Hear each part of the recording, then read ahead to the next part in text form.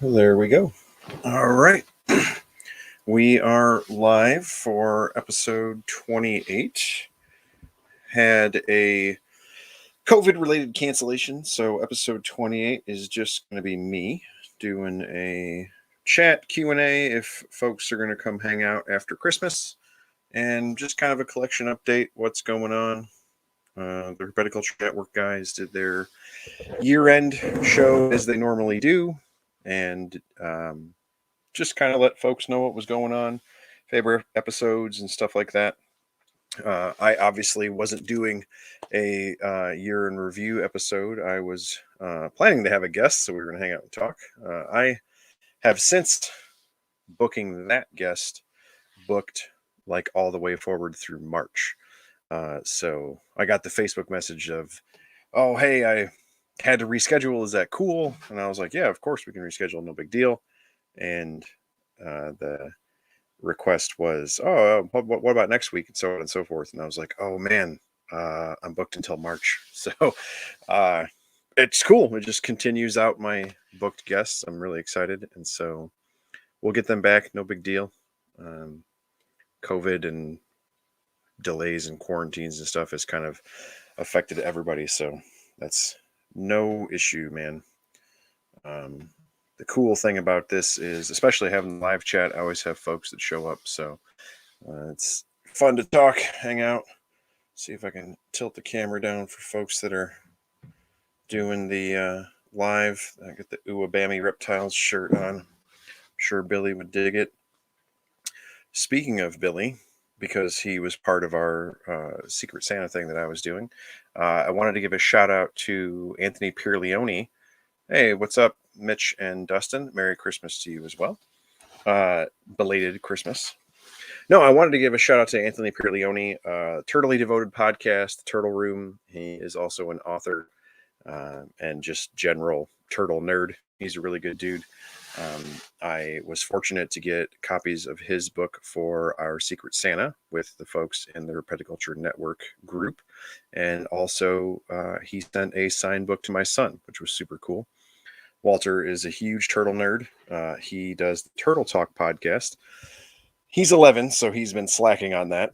But just turned 12 actually, Christmas Day. So his goal is to get going back on that podcast in the new year. And for folks that didn't know, I upgraded my podcast rig, which is pretty cool.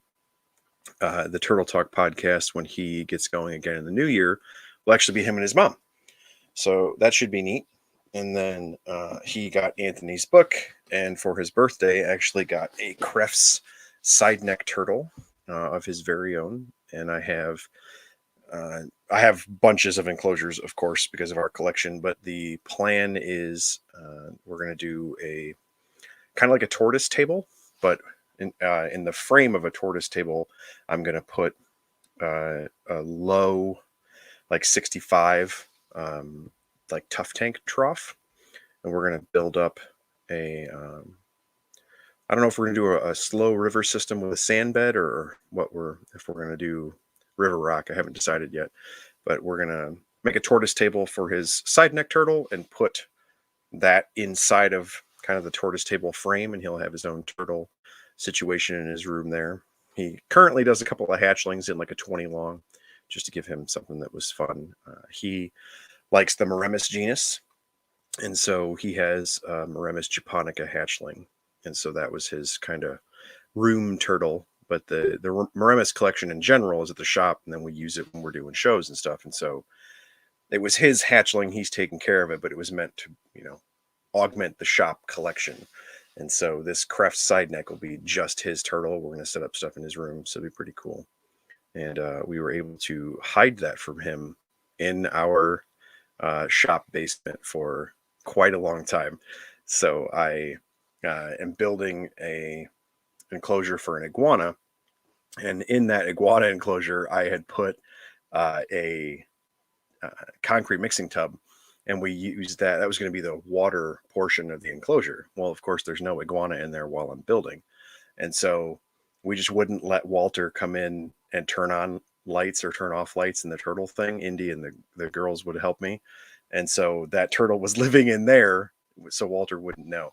And then yesterday we did birthday cake and all that stuff and had to go check on the lights in the basement. And when we went down there, we got it out of the water feature and showed him. So his birthday turtle is, he knows now. So we're going to start the build, and the Christmas break goal is that build and the build for the iguana that is he's currently living in. So that is a 300-gallon oval stock tank, and that originally was a redfoot tortoise habitat. And I really want to try and build something South American off of that, just based on where the turtle is. Well, I have two male green iguanas. One is a normal, green iguana, and the other is like a full-on orange, ridiculous male. It's super cool. And so I am building above the 300-gallon oval. So that's basically going to be the substrate base. Then the enclosure itself will be above that. So it should be, all total, it'll be like a little over 6 feet tall, slightly above my head. And then the oval itself is 7 and change long and 4 wide. And so because that trough is shaped like an oval, I made a 2x4 square or a rectangular frame around that, and then plywood and filled in the gaps so that the enclosure itself is a rectangle. And then I'm going to build off of that and make a tree out of PVC the way I did for the original iguana enclosure, coat that in that Zoopoxy, courtesy of Mike Stefani. And then again, coming off of Mike's recommendations, I ordered those silicone tree bark. It's meant to stamp fondant on cakes. So we got a handful of those. And so we'll make a secondary tree in that the same way we did in the original iguana enclosure. So it should be cool. So that enclosure has like 900 pounds of dirt in it. And then it currently is growing ryegrass and elephant ear hostas. So I will set that tree up. I'll get the full spectrum lighting. I use VivTech, the UV LEDs in a spot. And then I use Zilla plant LEDs, and I use the Zilla mini halogens. And that's working really well for the current iguana enclosure. So I think this second one will just keep with the same trend. The elephant ear hostas are cool because they don't take a ton of light. I mean, they're growing under the regular old basement lights, and so is the ryegrass. So when we jack out the lights, I expect some really cool growth out of that. And then we, in the wintertime, bring all of our plants into we have big bay windows in our dining room. So they're all set up in there anyway. And then I'll just kind of pull bits and pieces and plant that out as I go. We don't do like dry lock or any of the cocoa fiber backgrounds for the really big stuff. We usually just paint it. And I use the white shower panels just because it's so much easier to paint stuff and just let the water run down and just have a massive substrate base to deal with it. So that'll be cool. And then moving on from that, in the basement, we're going to do Russian tortoise enclosure that they're already set up in another 300-gallon racetrack. And I'm going to, hey, what's up, Wally and Christopher? So that 300-gallon racetrack with the Russian tortoises, I am going to do a fake citrus grove based off of the banana plants that we have been growing that we got at the hardware store. Those are continuing. They got a little beat up by the frost this year, but we hurried up and got them back in the basement, and everything bounced back really well. I've been really impressed with those banana plants. And so that is going to be, I know it's a sin, but it's going to be a cohab with Russian tortoises and the European legless lizards, the Sheltopusics. Those are actually typically caught together. The legless lizards are a bycatch when folks who are going to sell to exporters are catching Russian tortoises, and they catch them in citrus groves off in Turkey and in different places like that. And the heavy leaf litter there, they eat a lot of the slugs and snails, is the literature that I've read. And so my goal is to I have several of the banana trees already planted in that, and then I'm going to just do a heavy leaf litter base and have a weird idea for how to do a viewing panel on that. Of, and I'm testing it out on the Iguana doors, and we'll see how it works. But the 2x4 frame that's going to go around the racetrack, I took a table saw and I cut a groove in it, and then I've been sliding the PVC, the plexi panels down into that. So I'm testing that on the Iguana door, and then if it's working how I thought it would work. And so going forward, I'm going to use that as it's going to be a shorter viewing panel, open top for the Russian tortoises and the legless lizards, just to make it easier to move the leaf litter to show kids and stuff. The really big stuff like iguanas, I don't ever worry about having to show anyone because they really like to sit out when I have people come to do tours of the shop. So the smaller stuff like the Russians and the legless with the heavy leaf litter like that, I'm going to have an open top. That way I can reach in and move things and show kids. And legless lizards are always fun for them to hold. They freak out because they feel so leathery like skinks. So, and then, oh yeah, we got a handful of people showing up to the live chat. Very cool. What else in the basement? We are shifting the yellow anaconda down there. That's going to be cool. That's currently, the snake itself is currently in a oval 150, 165, 150 upstairs. That is the land and water combination. The goal is to shift that downstairs, and that oval will just be the water portion. I haven't yet decided how I want to do the land, but I think I am going to do a slats above the enclosure itself, or above the trough itself, and then build another zoopoxy tree out of PVC. I'm kind of obsessed with that stuff ever since Mike Stefani showed it to me, and I saw all the things that he's built out of it. Making the fake trees with it has been super cool. That green iguana is trying his best to rip that stuff apart, and he hasn't been able to. So I don't expect the anaconda would put any kind of dent in it at all. And so I want to do that and do a lot of hanging moss and different things.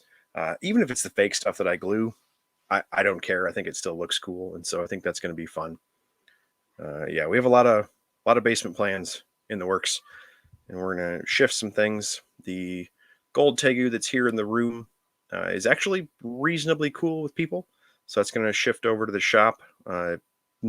Still not something kids can play with, but cool enough with us that I'm going to bring it to the shop, get a little more used to folks. And Teresa's red tegu is going to shift back here to the house. Still very small. He's desperately trying to hibernate himself. So I want to be able to keep a closer eye on him, have him here at the house. And I'll probably cool him off a little bit here in the room. Winter is not helping this year, so it's still quite warm out. I think that's why I'm keeping his water weight up. He's doing well, still drinking. He sleeping a ton, buried himself, standard trying to hibernate lizard. But the weather has just got him really confused. So we're going to get him here to the house, keep a better eye on him. Just mostly make sure he's keeping up with the water intake. If he wants to hibernate, I'm going to let him. That's no big deal. I've been having tons of success with all these small tegus, keeping up their calories with crock chow. And it really helped with the gold because he figured out that he could just go to the bowl and eat, and he didn't really have to get all crazy and chase it.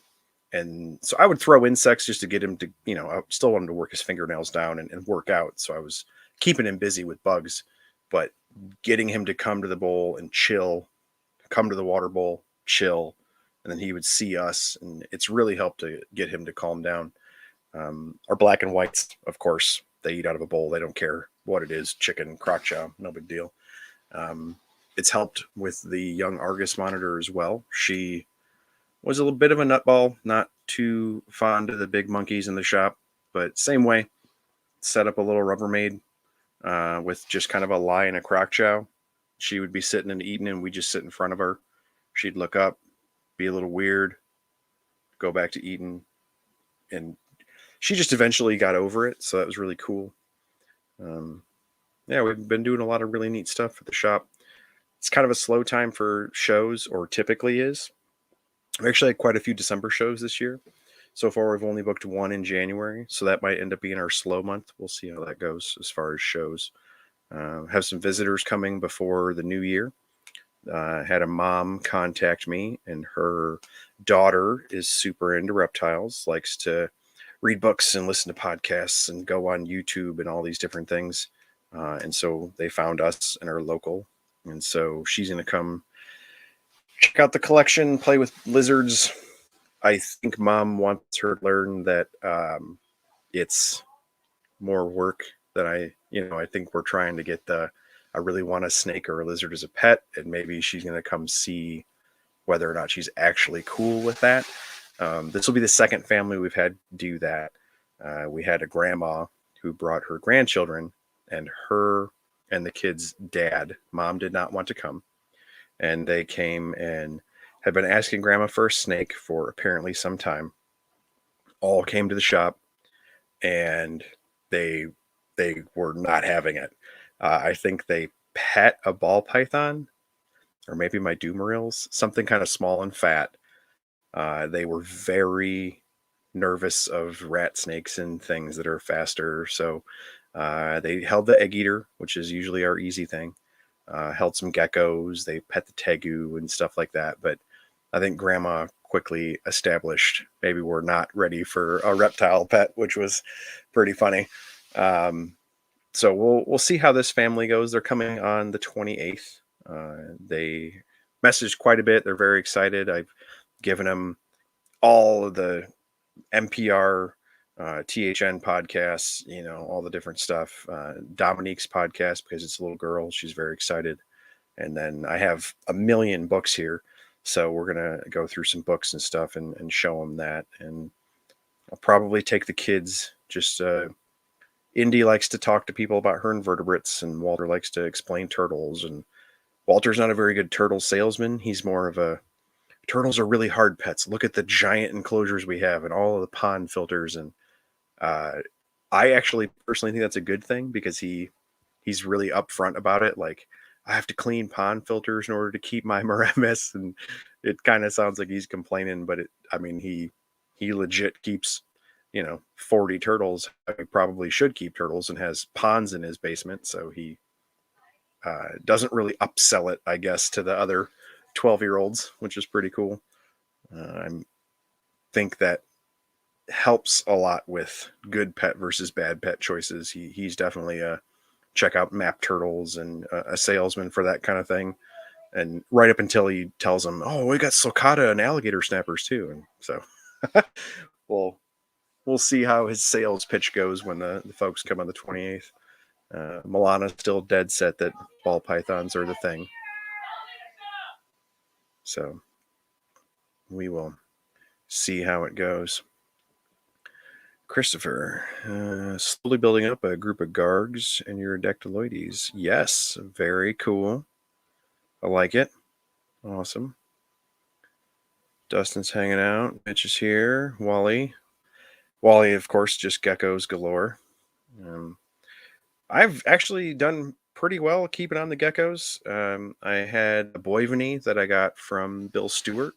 You guys may remember he was my very first episode when I was cheating and only interviewing people that I knew. So he is a Madison Area Herp Society staple, a major obscure gecko, weird lizard nerd. And I went up to him to move some stuff and do some things with him. And he had a male Boivany that he did not have really a need for in his groups. And he breeds quite a few different things. And it was just a spare male, so he came to live with me. Those things are awesome. That dude eats off tongs, super chill. So he's a good time. I was really happy to find that he would eat off of tongs. I was a little worried that they're more tokay-ish, I guess.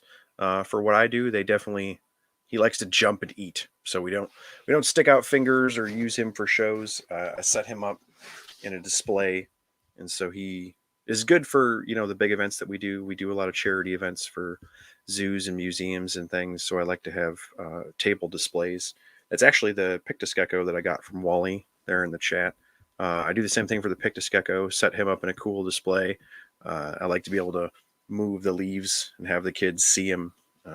I actually posted a picture on Instagram not too long ago of two little gecko eyeballs looking out from underneath the leaves. That's a good one. And then right next to him, actually, I need to get some more content up in relation to more of the legless lizards when Nipper came on and talked to me. I've really been paying attention to the European ones more, and I currently have my own Madagascar. They are tiny. That thing is just eating waxworms, black soldier fly larvae, and really small mealworms.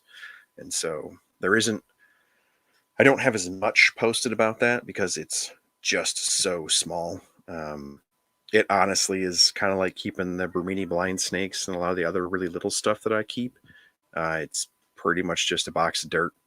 I do a lesson on it, and then I'll kind of dig it up and show people what I'm talking about. And then almost like sandfish or sandbow is a big part of the lesson is teaching kids about how they move and then letting them do it. Like, oh, check this out. Now he's going to go. And then the sandfish disappears or sandboas take off. Most of my blind snakes and little bitty legless lizards and stuff like that, that's how I use those. They're not a great display. I mean, you can set it up and make it look cool. Like it looks like a neat forest floor in Madagascar. But if you, when you're 8 years old, if I don't tell you that, oh, this looks like a forest in Madagascar, you wouldn't know. And so it's much more about the locomotion of the animal. But they're fun. They're cool. I need to get more on those, and I have been talking to a lot of gecko nerds lately on the podcast. I have some monitor nerds coming up. My first chameleon guest will be coming up. That should be really cool. I have a few folks that I've been chatting with that are in academia, so we'll go back into that coming in the new year. That should be really cool. Monitor Fest, which Mike Stefani just posted about on his Instagram, is, I want to say in May, but I'm going to look it up to make sure and let you guys know. Because now that I said May, that sounds wrong to me. So we will look it up while we're chatting here. Oh, I was right. Monitor Fest, May 28th, 2022 in Minooka, Illinois, which is west of Tinley Park, where folks are used to going to NARBC. It's not that far. It's just down I-80. It's a easy drive, no big deal. And the website for that is monitorfest.com. So that should be really cool. I love seeing Mike's stuff. It is top of the line. He always builds the best stuff. He keeps the coolest animals, and he's been very successful doing it. So I can't wait to see what kind of ranted nerds come out of the woodwork for that, especially for the chance to hang out with Mike. I know they've already been posting about auctions and different things. And you got to know that if there's auctions and he's involved, it's going to be some kind of ridiculous monitor. So that should be really fun. I am going to maybe try and hook up. I don't know. We'll try and do something for that.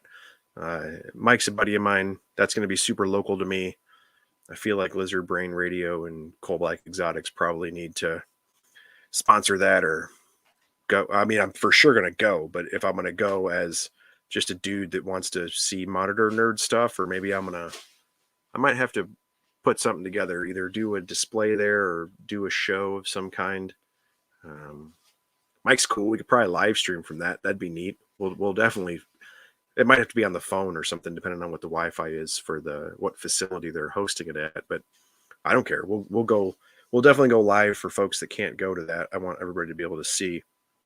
I'm sure bunches of people are going to be posting on Instagram. That's kind of the way to go now. But I don't know. We got a big old water monitor, big old Argus. We'll get some stuff out there and put on a table for sure. The Aki, my lunatic mangrove, that thing. She's actually super cool. I shouldn't say she's a lunatic. She's not. She is the definition of a very curious Indonesian arboreal monitor. Claws like razor blades, which is unfortunate because I don't have skin like tree bark. But she'll come straight out, climb right on you. No biting, tail whipping. She's never really been aggressive. She gets a little like they do the peacock, hen peck thing when they're going for food.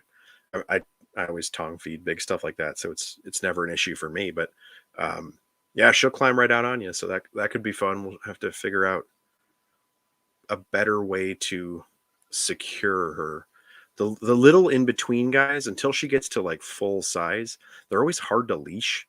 I use the small dog leashes for the really big monitors, and the harnesses, they work great, but that mid-size stuff is really difficult. It's a little easier with Ackies and things like that because it's basically a bearded dragon in body size. So you can hold it in your hands. If it climbs up your shirt, it's no big deal. You just take it off your shoulder or whatever. They're not quite as arboreal because they're such rock climbers. But when you get into the blue tails, mangroves, peach throats, things that can just skitter up trees like that, it gets to be a little more difficult having them at a public venue type of display. You almost have to keep them contained just because it has to stay. A lot of those things have to stay on me, and then someone can pet them. Because I luck out that I'm usually one of the tallest trees, quote unquote, in the room. And so the animal usually wants to sit on my shoulder or sit on my head so people can pet it. It's no big deal. But you don't want to get that to a member of the public, somebody like Jason Hood, who's a foot taller than me. Then that lizard ends up skittering onto his forehead. They probably wouldn't. Well, he would think it was cool, but most people wouldn't be too impressed with that. Christopher, Mike's the man. Yes, his enclosures are awesome. I know. So the Zoopoxy thing, he does sell that or what have you, but don't let that. I don't know. Don't let that color your thought on the product. I guess it's not. He's not giving you a sales pitch. Is what I'm trying to say. He really does use it, and it really is awesome. Because I'm not sponsored or anything by that. I straight up paid retail for it, and I used it, and it's killer. It really is. Actually, it's just as cool as he says it is. It worked the exact way he explained it to me. We painted it, we set it all up. It did everything I wanted it to do, and then a green iguana hasn't ripped it apart, and it's got. I don't trim his claws at all. He's a legit tree climbing savage. So I was so happy with that when he explained it to me and talked me through helping with that build. It's killer. Been building some Vivs for the Gargs with foam. Would love to try the Zoopoxy. Yeah, man. It's really neat that they sell it in the smaller containers because it's pretty expensive. Like that's a legit concern, I guess. It is a pretty expensive thing, but my biggest part of that, I guess, it's a little different for gecko style enclosures, or even if you got like big vivariums or paludariums, it is a little different if you're going to do like, the pink foam or great foam or whatever, and dry lock things. Dry locks adds some expense to building enclosures, so it can get a little more expensive, but it doesn't really add a ton of weight. The dirt and the water is typically what adds weight to those large aquarium or Exoterra or Zoomet or whatever glass enclosures that you do. That's where the weight comes in. The problem for me is that once you progress to what I'm doing, where I build like my enclosures, you could stand up in, like they're humongous, and so there's a 5-foot green iguana in it. Like it has to be huge just by the nature of the animal. It's very large. I'm worried about weight, like legitimate weight at that point. I think people sometimes like think I'm like trying to be funny or exaggerating when I talk about those two enclosures I talked about at the start of the episode, when I'm like, oh yeah, there's 900 pounds of dirt in it or whatever. Like I'm not joking when I say that. Like that's, I use 40-pound bags of topsoil, and I put, I don't even remember, like 20 something of them in there. Like it's a legitimate number. Like it's a serious amount of weight. And so for me, I'm now talking about like the structure of my building, of how much weight it can hold. I'm starting to think more on path of when I was doing aquarium, like saltwater aquariums and things, to where, once you start to get above like a 240 for aquariums, you start to have to really think about the stand that you're going to have, whether or not you use wood or you're going to use metal, where it's going to go in your house, whether or not your floor can hold those things, because the water adds so much weight. Well, now I'm getting concerned with, a 300-gallon trough that has 900 pounds of dirt in it. Like it's a major thing to put on stuff. And then if I'm going to have an arboreal enclosure on top of that, well, then if it's a real tree that's 8 feet tall and 7 feet wide, that could be 500-600 pounds. Like, it could be a major thing. Just securing that upright so it doesn't fall on me or on someone else. You start to get into real logistical craziness when you're building these enclosures that are more on par with a zoological facility and less on par with a home. That was my big kicker for trying to get into the zoopoxy, because the tree I have, fake tree, that the green iguana is currently on is it's like 5 feet tall. There's 2 5-foot trunks. It's 6.5 feet long. There are 2 different branches. One goes under a secondary hot spot, and the other one kind of pushes away from the UV basking area. And that entire thing, I mean, it's secured to the base, but like if we unbolted it from the base, I could just pick it up and move it out the door. It's all PVC piping. It's just covered in that zoopoxy. And that added some weight because it kind of dries.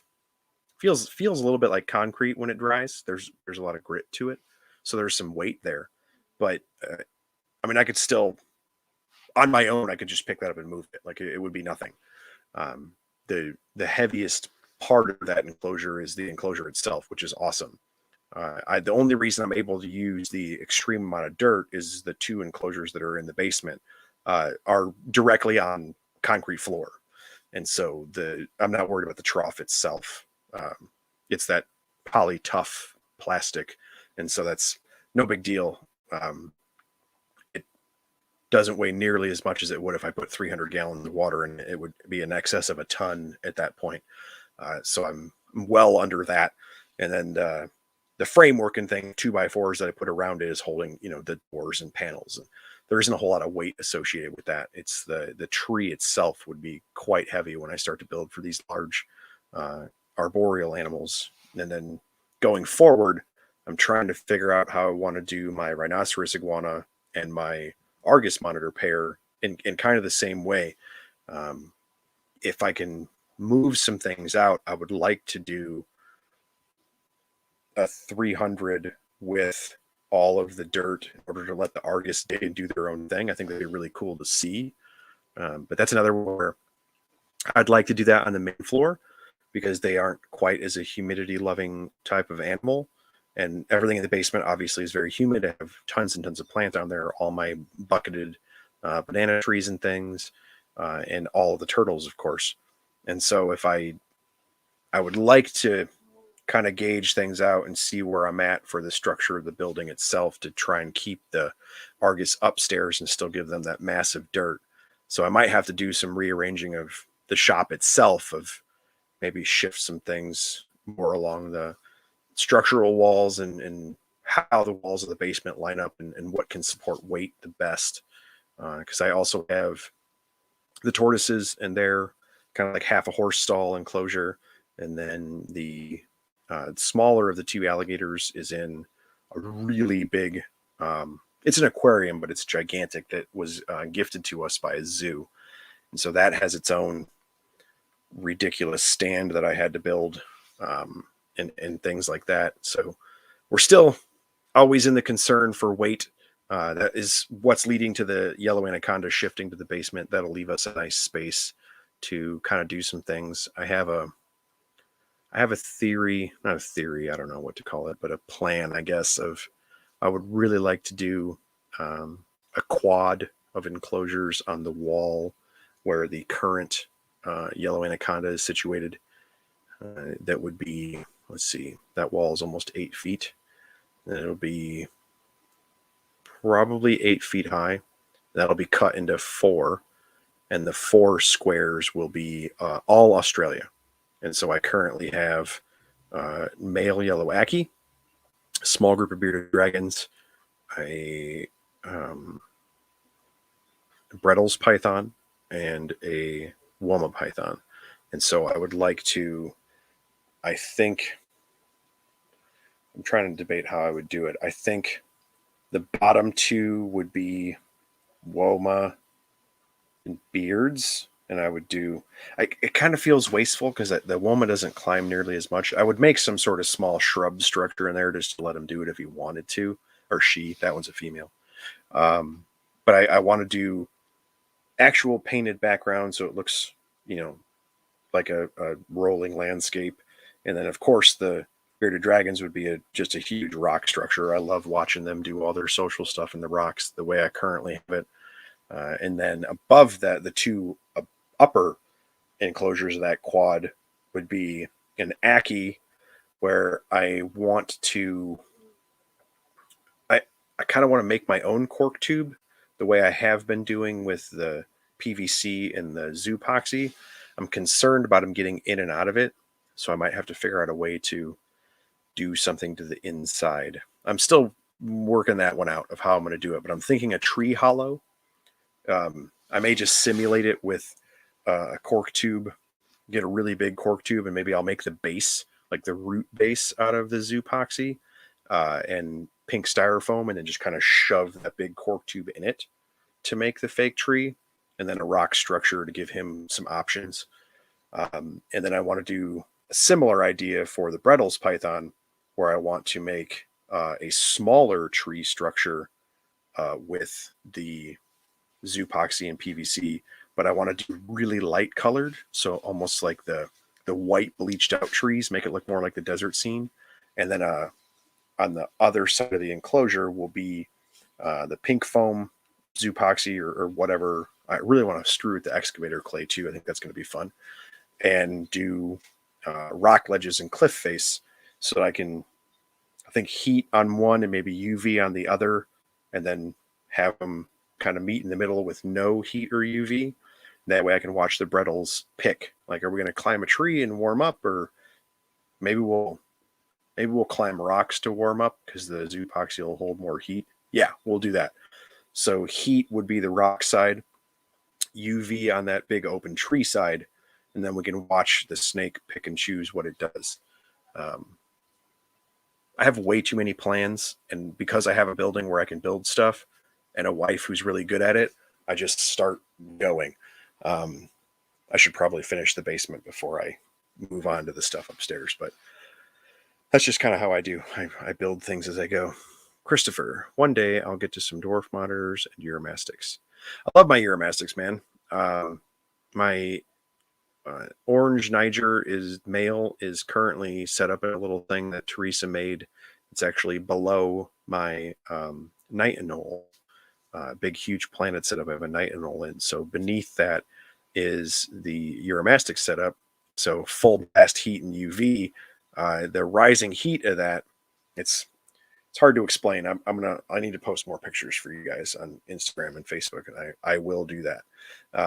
I'll keep track of my show notes for this one, and I'll start posting pictures for you guys of what I'm talking about. But as the heat rises for that, it actually keeps a temperature gradient where the dirt is a little warmer in the nitinol's planet enclosure. So the tropical plants there have gone bonkers. I've actually heard Mike and some of the old school monitor guys talk about that a lot, where they heat up dirt trying to get their female monitors to dig for nesting. I'm convinced that probably has a lot to do with plant growth as well. So I'm going to play with that more. But the enclosure with that nitinol has gone gangbusters for plants. I honestly think I had a Boston fern in there, and quite a long time ago, the original inhabitant of that was an Abronia that was in Wisconsin when it shouldn't have been in Wisconsin, and came to me through the routes that they usually come through for rescue and so on and so forth. And they weren't in the best shape doing so well, but they just dug the crap out of that fern for animals that like to climb and hide in trees and stuff the way that they do, which they did, which was super cool. They also just dug that fern to pieces. But I'm convinced that warming the dirt up was actually really bad for them. And because the tropical plants have just gone bonkers. So that's been really cool. But yeah, I'll continue to play with that. And then I have the Aplurus groups. I have 3 different groups of Aplurus now. Messing with those. I've actually just kind of left them be, hoping that they're very skittish. They're all, of course, imports. Aplurus almost always are. There are a few folks floating around who've bred them, but they're all of mine certainly are imported. And they eat like mad. They do wonderfully. They bask. They UV bask. That's super cool. It's very fun to watch. But they do not like the humans. So I pour bugs in, make sure waters are filled, check little nest boxes. They've never used the nest boxes. And I leave them be. And so I dearly want to put some backgrounds up and add to their enclosure just for aesthetics. Like when people come and they look at them, I explain what they are and they're like, oh, that's cool. And the backgrounds are just brown paneling. There's not really fancy to look at, I guess. And I really want to fancy them up, but I don't want to mess with the lizards. So I've left them be, and I probably will continue on that path. It's much more important to me that they be chill and do their own thing than they are to have people think their enclosures are fancy. I'm going to slide off screen and plug in this laptop. It's brand new to me, and I am already burning up the battery. Podcast and all kinds of fun stuff. Let's see if we can't get this plug. There we go. Cool. But yeah, there's all kinds of collection update stuff going on. We're continually doing things around here. We did have a few snake losses recently. A couple of weird ones. We are still in, I don't know how to verbalize that, I guess. We're still in the phase of our collection where, we've taken in fosters and done the adoption thing and do a lot of stuff with the rescue and things of that nature. And so those animals always come in with, their own issues. And they live their lives kind of how they live them. We, take them to the vet, care for them, do everything they should do, but just don't always last as long or do quite as well as, when you get a captive bred normal pet, as, everybody and everywhere on social media always preaches. There's a reason for that. And so we do occasionally have weird little losses here and there. And those are usually the routes that those animals have come from. And so that's kind of a regularity in our collection, and things fluctuate like that. But it's really, I don't know, like eye-opening, I guess, in that, we preach that to folks a lot. And then when they ask us why, it's like, well, I can tell you, like, these handful of snakes passed away and so on and so forth, or lost a lizard or a frog or whatever the case may be. And they're like, oh, well, what happened? And it's like, oh, well, they came in through this route, or were not cared for, or did not have the light or the food, or, whatever. It's like most of the folks who are doing the rescue adoption legitimately, not Craigslist flipping, are giving you these examples because they live them. And so it sucks, it's part of doing it, is that you do end up being the person that lives it, and it actually has colored our collection quite a bit. That is a major part of the reasoning with, we don't really breed anything. The whole reasoning, you guys have heard me talk about potentially breeding the Argus monitors many times. The only reason that came to be is the female came to us from a friend, and it was something where it's not like a planned thing. We keep them together, and if they have eggs, wonderful, and if they don't, I don't care at all. They're healthy. They hang out. She's a bruiser now. Our male's always been a monster, so that's never been an issue. Um, and so it's never really a directed thing, because Teresa, having worked in the rescue side of things, does not like to produce uh, animals very much, because she is definitely the kind of person that worries, once it leaves your hands, in order to sell animals and go through that whole thing, like, you have to have a little bit of mentality of, once it's out in the world now, and I educated those folks and had a good sale and hope they do well. And there's always going to be some worry that they don't. And then when you have the rescue route, you kind of live those worries a little bit. And so that has definitely affected us, and that we keep a lot. We keep a lot of really cool enclosures, keep some super cool animals. We usually keep those animals singly. And so, uh, you know, it's, you can't really do a collection update for our collection without talking about rescue animals and adoptions, and who's doing well and who's struggling and stuff like that. All the animals that are doing rock star well are almost always, of course, animals that we have purchased from breeders or friends, and things like that. And our strugglers are always the ones that you would think are going to be strugglers. Those things typically tend to prove true.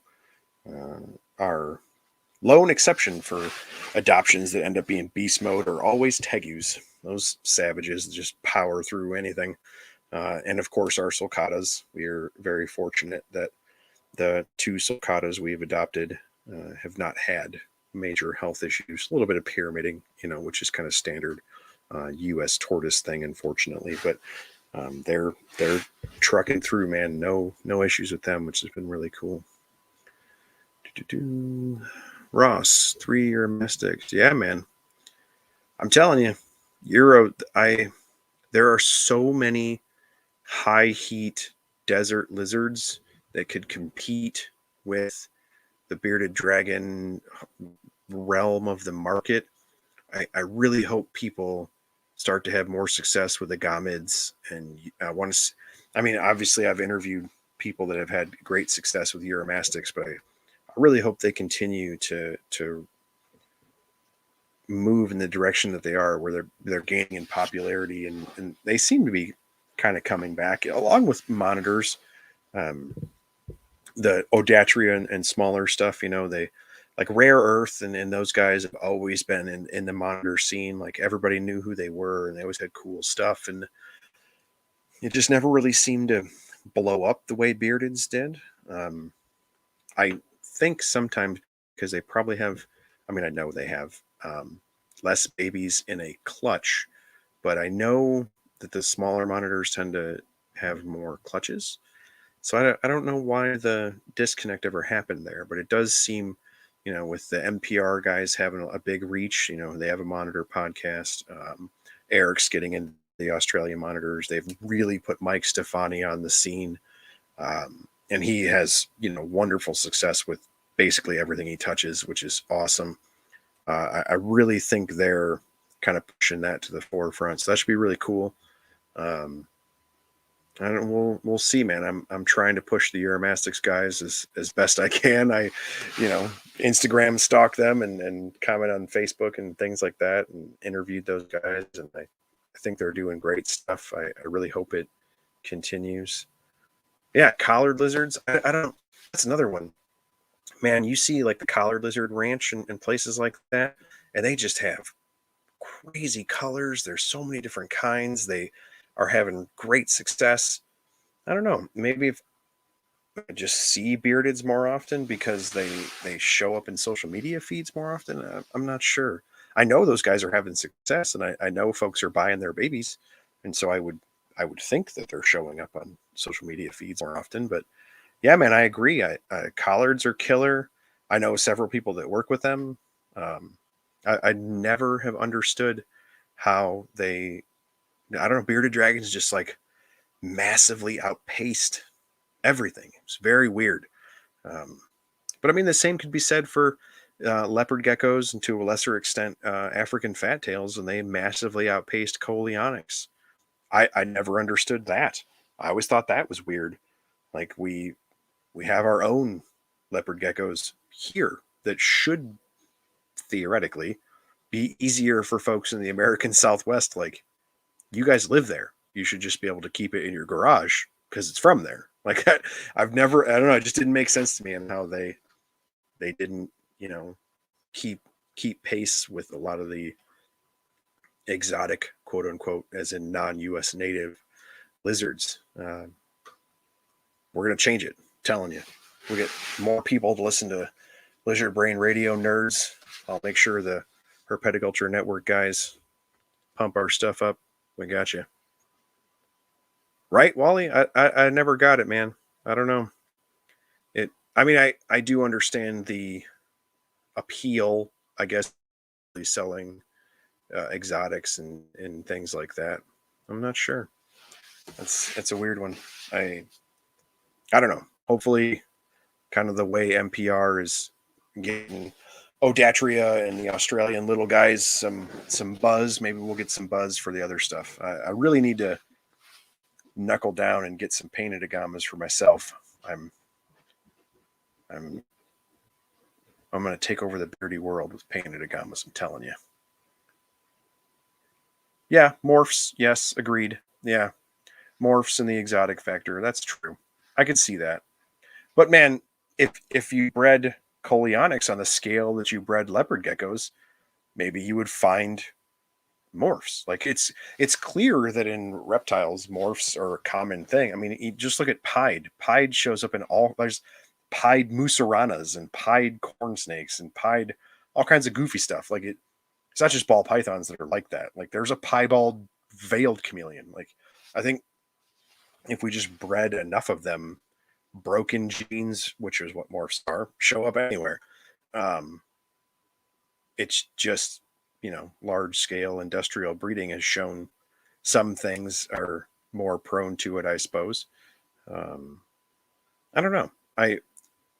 It would be really weird to me if we bred just a ton of Coleonyx and no morphs popped out the way they did in leopard geckos. That actually wouldn't make any sense to me at all, because when you think about the rocky desert mountainous landscape that eublaferids pop up in, like I was in the military, and when we were training to go to Afghanistan, we went to El Paso, Texas, and pretty much looked the same. I mean, it's a brown, rocky, mountainous desert. So they're lizards and plants and birds, and it all looked the same. The training was the same. The altitude, the dust, everything you're dealing with was the same. So it would make sense to me that if we pumped out a building's worth of Coleonyx, we'd get a weird one. The same way we pumped out a building's worth of leopard geckos and got a weird one. I don't know. I'd be very interested to see. I mean, because it really has happened in lots of stuff. Corns are, of course, the colubrid leopard gecko, I suppose, but even Pituophis ended up with morphs. Black rat snakes ended up with morphs. It didn't really matter what group it was or species complex, I suppose. Morphs still showed up. I guess it probably at that point had more to do, well, especially back in the day, had more to do with the personalities that were working with them and how successful those folks were, and also whether or not those folks wanted to be quote unquote successful. Because if you kind of fell into herpetoculture and ended up being, one of these founding groups of folks, the Loves and Trumbauer and the names that you hear, and you were successful, then that would work out. But like if you're just some guy that had a bunch of pied or albino or whatever gopher snakes, and it was never really your goal to breed and sell gopher snakes, you just thought they were cool and you only traded them with a couple of your buddies, well, then maybe they wouldn't take off as well as a person who came across an albino corn snake, but then also bred and sold albino or corn snakes. Stuff like that, it kind of starts to have a lot of different factors that play into it. But I don't think the animals themselves are probably lacking in the morphs or the genetic diversity, just because we see it consistently over and over again. There isn't steady accessibility from any of the Uramastics. Yes. When you get into something like Uramastics specifically, you're right. Accessibility is a thing that is definitely an issue. And I will say that for the hardcore species like that, high heat, high UV, the diet isn't necessarily complicated, but there is a factor of whether or not you can reliably provide it, I would say. And supplementation, it really only has been in the last probably 10 years, but really 5. We have just the best stuff available. And so I do think you're going to see that continuing. We've always had pretty good supplements because we can swipe supplements from other industries, but now we have a fair chunk of our industry that is very specific to us for doing supplementation and appropriate foods. In the same way, we've been stealing lights from the aquatics industry and the horticulture industry, which is genius. I'm so glad that we were doing that, and now we can package and sell it and do things for ourselves in herpeticulture. And I think that's going to be a big game changer for us. Timers and lighting computers and things that are coming over from the saltwater side and letting us, if it's storming in South Africa, you can make a light show in your thing, and you can really start to simulate a lot of different things that folks in the aquarium hobby have been doing for a long time. So that could be really cool. And I think we're getting rained on. Nope. Pretty sure we're getting rained on, so hopefully our Wi-Fi doesn't get affected by that. I blinked once a little bit before, but the chat's still talking to me, so I'm pretty sure everybody can still hear me. But yeah, and Wally said there in the chat, aberrants are popping up right now in bandids and pied Europlatus and things like that. Yeah, I mean, they are showing up. It's taken a while because we haven't been breeding on the massive scales like that. And so, yeah, we'll see how that continues. I think it's going to be cool. I'm kind of a nerd for the plain old normal stuff. I really enjoy the genetics side of breeding the weird things. But I don't know. I like to see both. I don't really get the whole debate over people who own normals or morphs, and I don't get it. I like building cool enclosures and putting weird lizards and snakes and frogs in them. If they are a morph, that's cool, and I always want to see what the normal or quote unquote wild type looks like, but I enjoy listening to the genetics talks, all the different podcasts, especially like Clubrid and Cluboid Radio, where they're talking about the different genetics and things of the stuff that they're breeding. It's so cool to listen to people who are really skilled at it and really knowledgeable. That's always fun, so that, I don't know, man, both sides of that could be really sweet. Wally, I am enjoying working with the Paradura picta to see if I can find some weird traits popping up. That's another one, man. Small, easy to care for, super personable lizard. I'm a huge fan of mine. I really love it. I'm glad I got one from you. Will probably be hitting you up for more in the future.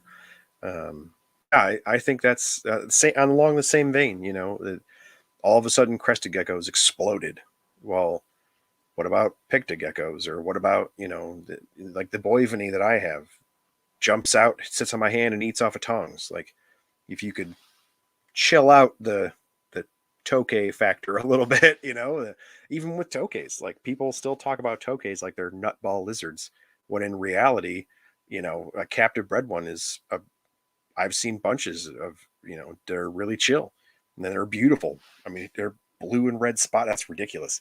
As a quote unquote wild type to look like that is just off the chain. I agree, wild types are where it's at, but all about watching the behaviors for me. Yeah. I was a reptile guy and then an aquarium guy at the same time when I first started. I've also been kind of a plant nerd from the get-go, and then I got really hardcore into the aquariums. So that is way more about watching. My wife and I, when we were doing saltwater, we're the kind of people who like sit there and narrate to each other about what like this fish is doing with its shrimp neighbor or whatever. And you grow up watching David Attenborough documentaries and stuff, and you're like, oh, and the shrimp as it digs out this tunnel and buries this clam or whatever. Yeah, if you can find, I don't know, find fascination, find interest in those, in the small things, and then you get a day gecko. Like I don't need to ever touch my morning geckos. I narrate David Attenborough in my head whenever I watch them. Seeing what it's awesome. Or my Argus monitors, or my snakes, or my Amphiuma. It doesn't matter what it is. Like if you find interest in all those small little things, it really cuts down on the impulse purchase, throwaway pet kind of boredom aspect, I guess. But it does reinforce, like people talk about the collector gene for a lot of reptile nerds, in that, I don't just want one Pantherophis. I want all the Pantherophis from different places and populations and things like that. And there is some of that where maybe you could end up getting too much too fast, and that could be a major downside for herpetoculture. But if you get into the minutia of it and you're interested in behaviors, and they do this weird thing, or when my snakes wake up and they bask here and move there and do that thing, that's awesome. And I think that will, for a lot of people, will slow you down, because then you really want to experience this animal and then maybe get another one or a different one, or a desert instead of a jungle, or what have you. The problem is that if you have that's me, is I have the collector gene, and then I'm super into the behaviors and stuff as well. So then we're building enclosures, and it's like, well, I could build 4 enclosures and see all these behaviors, or these groups do the same behavior, so we could build it the same way. Or you get more things to look for, and so more reasons to get different stuff. And so you would think that it would slow you down because you want to experience it, but then what it can do is now you're collecting and curating experiences. Like, oh, my son is really into turtles, and we like these ones that swim. Well, there's a million ways to swim and how their feet move, and this guy's feet are this way, and this dude's got tubercles on his face, and that's because they eat clams. Did you know these other ones eat clams? And you can just rabbit hole yourself, which is awesome, because you could start on that rabbit hole reading 1,000 books and watching 50 YouTube channels. You could be 40 years old before you got your first pet, just studying this stuff, or never. You could end up being a zoo curator or a museum curator and never even touch a live thing and still not learn all this. There's just a ton. Oh, in the chat, we're discussing our favorite lizard. Ooh, that's hardcore. Favorite species of lizard. My favorite species of lizard that I have worked with, because I think those are 2 different things. There are bunches of things I haven't worked with that I think are my favorite, but then if I got one in person, maybe it's boring. I don't know. Maybe it is really hard to work with, or what have you. So I'm not sure. My favorite species of lizard that I have ever worked with is probably, that's really hard. I would say it's more of a sentiment. It's probably a sentimental thing when I say this. But I really love Meller's chameleons. I had a pair in college, and I don't know. My college professors were a huge influence on me for all sorts of stuff. keeping plants, keeping aquariums, keeping reptiles, just being a good dude. They were awesome, and we had a killer greenhouse with several greenhouses. Um, I kept those things, and they're just so cool, man. They're a chameleon. They're gigantic. They're so bright and like chameleons are actually big personality animals. It's just that personality doesn't have anything to do with you. Chameleon personality has to do with their environment and a lot of times with other chameleons. When you get to the panthers and these big colorful things, and man, they're not firing up for you. They're looking for a girlfriend, or they're telling other males to get out of their tree or whatever it is they're doing. Um, it it isn't you, and so you really have to be able to take yourself out of that. Um, and I don't know. Have I have that. I'm successful, if that's the right word. Um, I'm good at that. I'll just sit and watch them, and so um, yeah, man.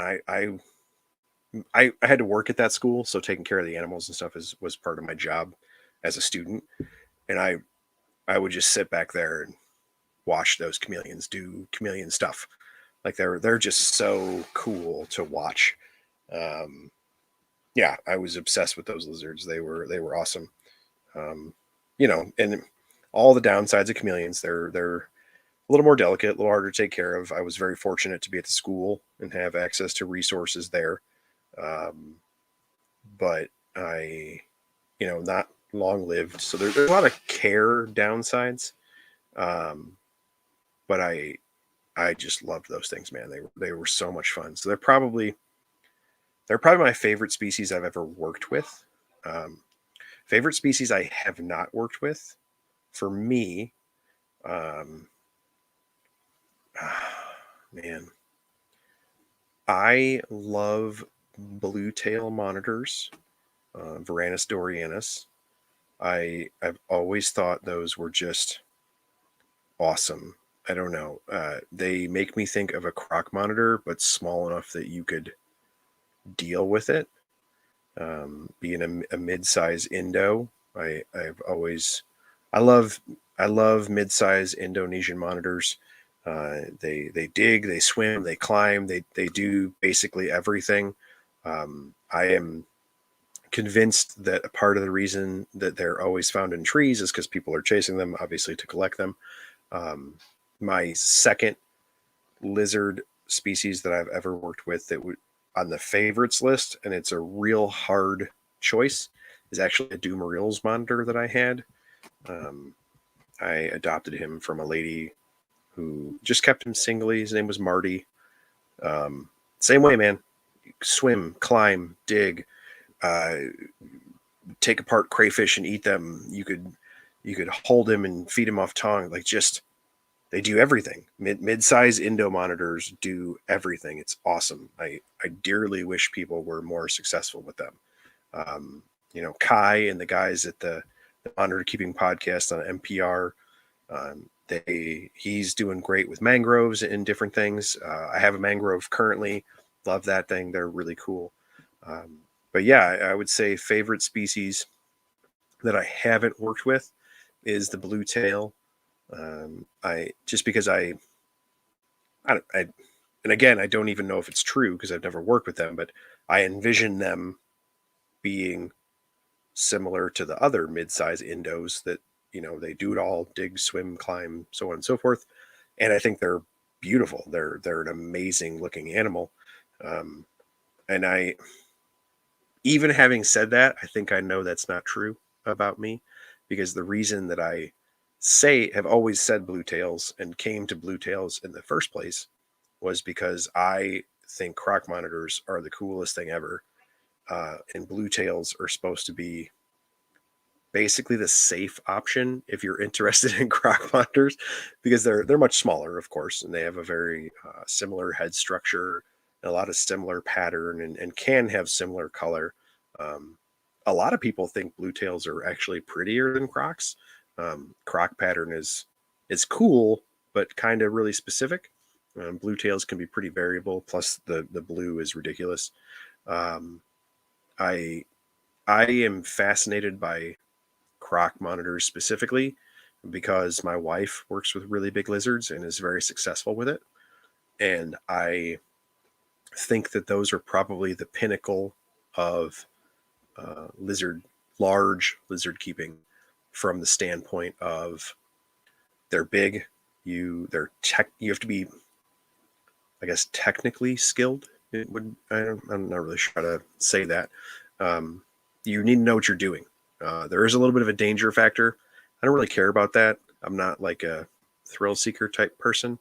Um, I find them fascinating because they're big, not from the danger aspect, but from the aspect of I like to build big stuff, and so I would like to see them do what they do in an appropriately sized enclosure for them.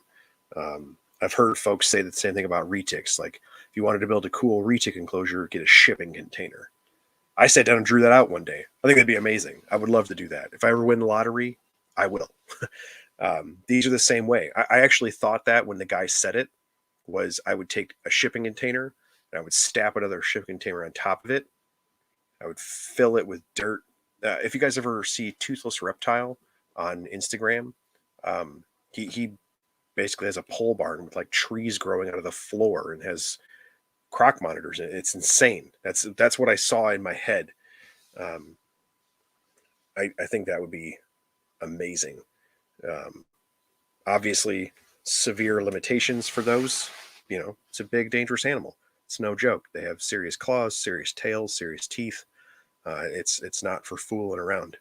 And so, it's way high up there on my list. Same as blue tails, but in the same vein as blue tails, I have no idea.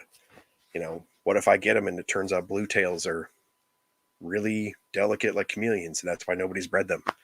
What if I get a croc monitor and it doesn't chill out, and then I have a 9-foot male tree dragon that doesn't like the monkeys? Like, it would be fascinating to, had I built an enclosure the size of a building, to watch him live his life.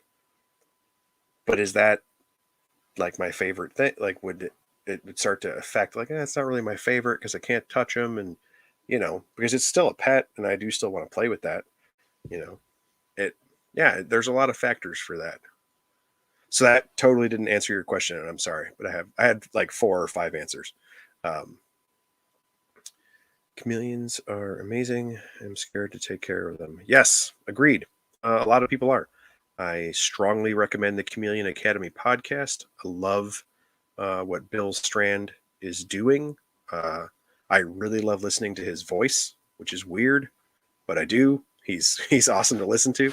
Super knowledgeable guy. Uh, I am. I listen to all his stuff. Reptile Entrepreneur podcast, Chameleon Academy podcast. I think he's killing it, and he literally step by steps quite a few chameleon species. It's a really impressive thing. I love listening to him. I've learned so much. He's a supplementation nerd, a calcium nerd, a lighting nerd. He gets into plants. He's a hydration nerd. Him and some of his buddies are actually testing things. I'm keeping this way, and we're keeping this way, and comparing results, and keeping data, and fascinating stuff. Uh, Really cool. Uh, and yes, I saw the idiot in the live chat on YouTube. Apologize for that. That was blocked, and hopefully that on my screen that deleted all the comments that I assume bot made. Um, if you could let me know in the chat if it did or did not delete the comments, I'll go back through and delete those. So don't worry about that. Apologize for that. Feel free to report that account if you would like. I'm almost certain that was not a real human being, so that's okay. What do I think of shingleback skinks? They would be my dream lizard. I know I'll never be able to get. Yeah, I hear you on the dream lizards you can't get. I get you. Shinglebacks are cool, man. I think they're cool because I would love to set up an enclosure full of pine cones and put a shingle back in it, and then have a bunch of kids walk by and just watch people like nerds like us at big public events. They're hilarious. So Ryan McVeigh is a friend of mine, and he was able to bring a Borneo earless monitor to a big charity event. And he let me touch it and let me see it. I was fascinated. It was so cool. And I told him that people were going to walk by and ask about his salamander or not even know what it was and like not care, right? Because they're really rare. So if you're not a nerd, you probably don't know what they are.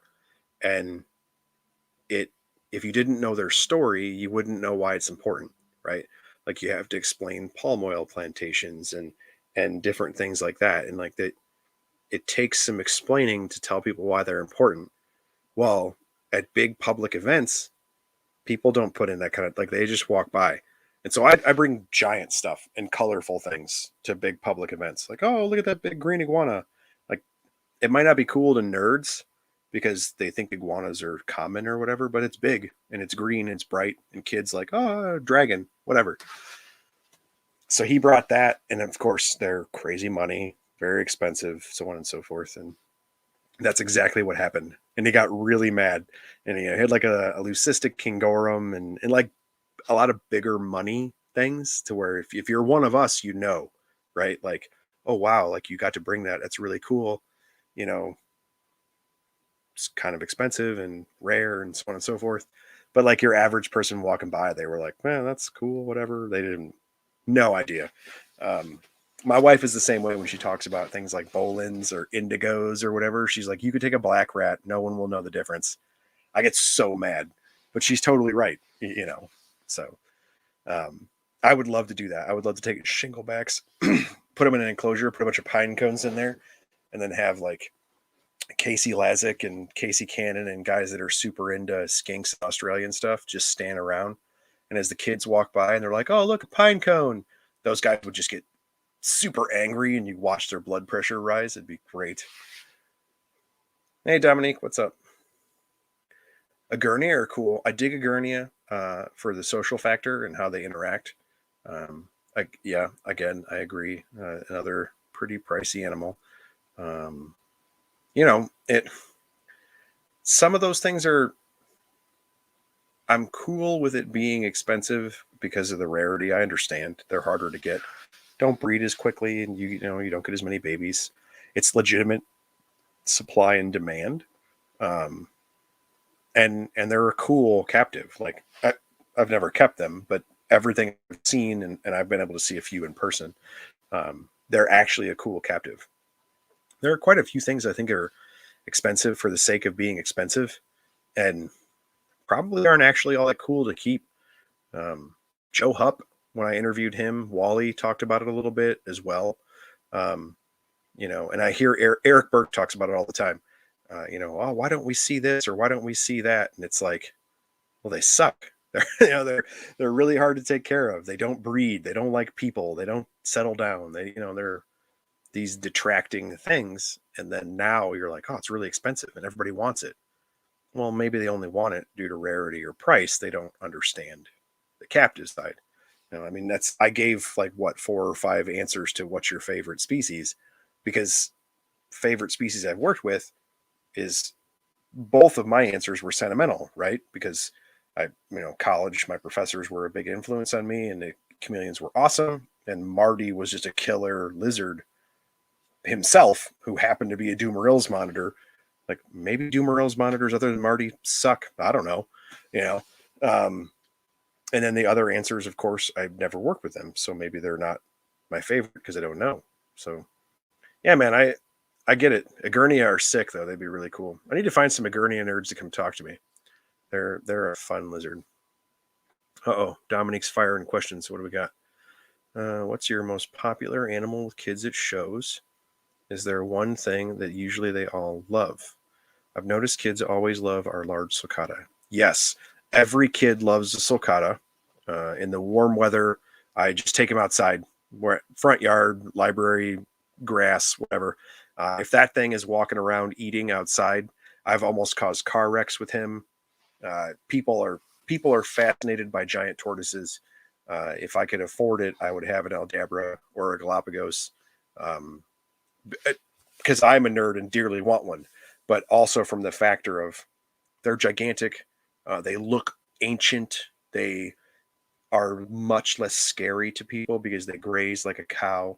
Um, Anything that's a herbivore is way less scary to people. People have no concept of the fact that a green iguana could just shred their face off. They all think like, "Oh, your Argus monitor is like super dangerous," and then they'll just sit with my rhinoceros iguana. And they have no idea that the two are pretty on par. Like that, as far as if one of them just latched onto your ear, it would take it with them. Um, my most popular animal with kids at shows. That's hard.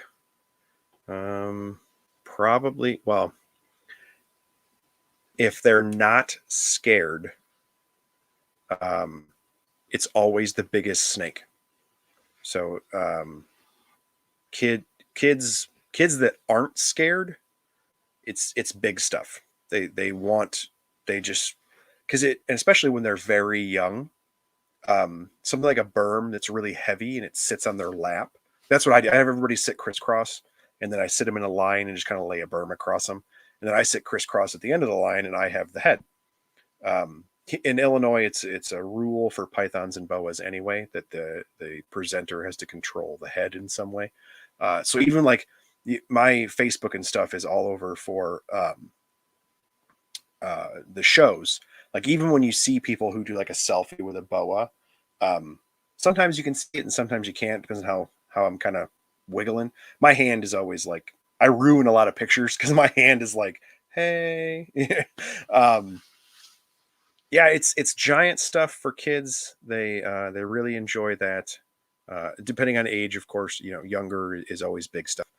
Um, Egg eating snakes have been a big thing for me when I explain that they make noise as a defense mechanism and how they eat eggs and they don't chew things or bite, and their whole throat structure. And I have pictures of the skeleton and things. Um, so they have been a big one for folks that are scared. So people that are scared of snakes, the egg eater is by far the most popular because I explain I could kind of lull you into a sense of safety by just covering you with facts. Like through osmosis, I'll just burn out your fear because you'll be bored. And you're like, oh, yeah, I could do that. You just talked about eggs for 20 minutes and then you're touching a snake and don't realize it. Um, so they're very popular for folks that just want to touch things.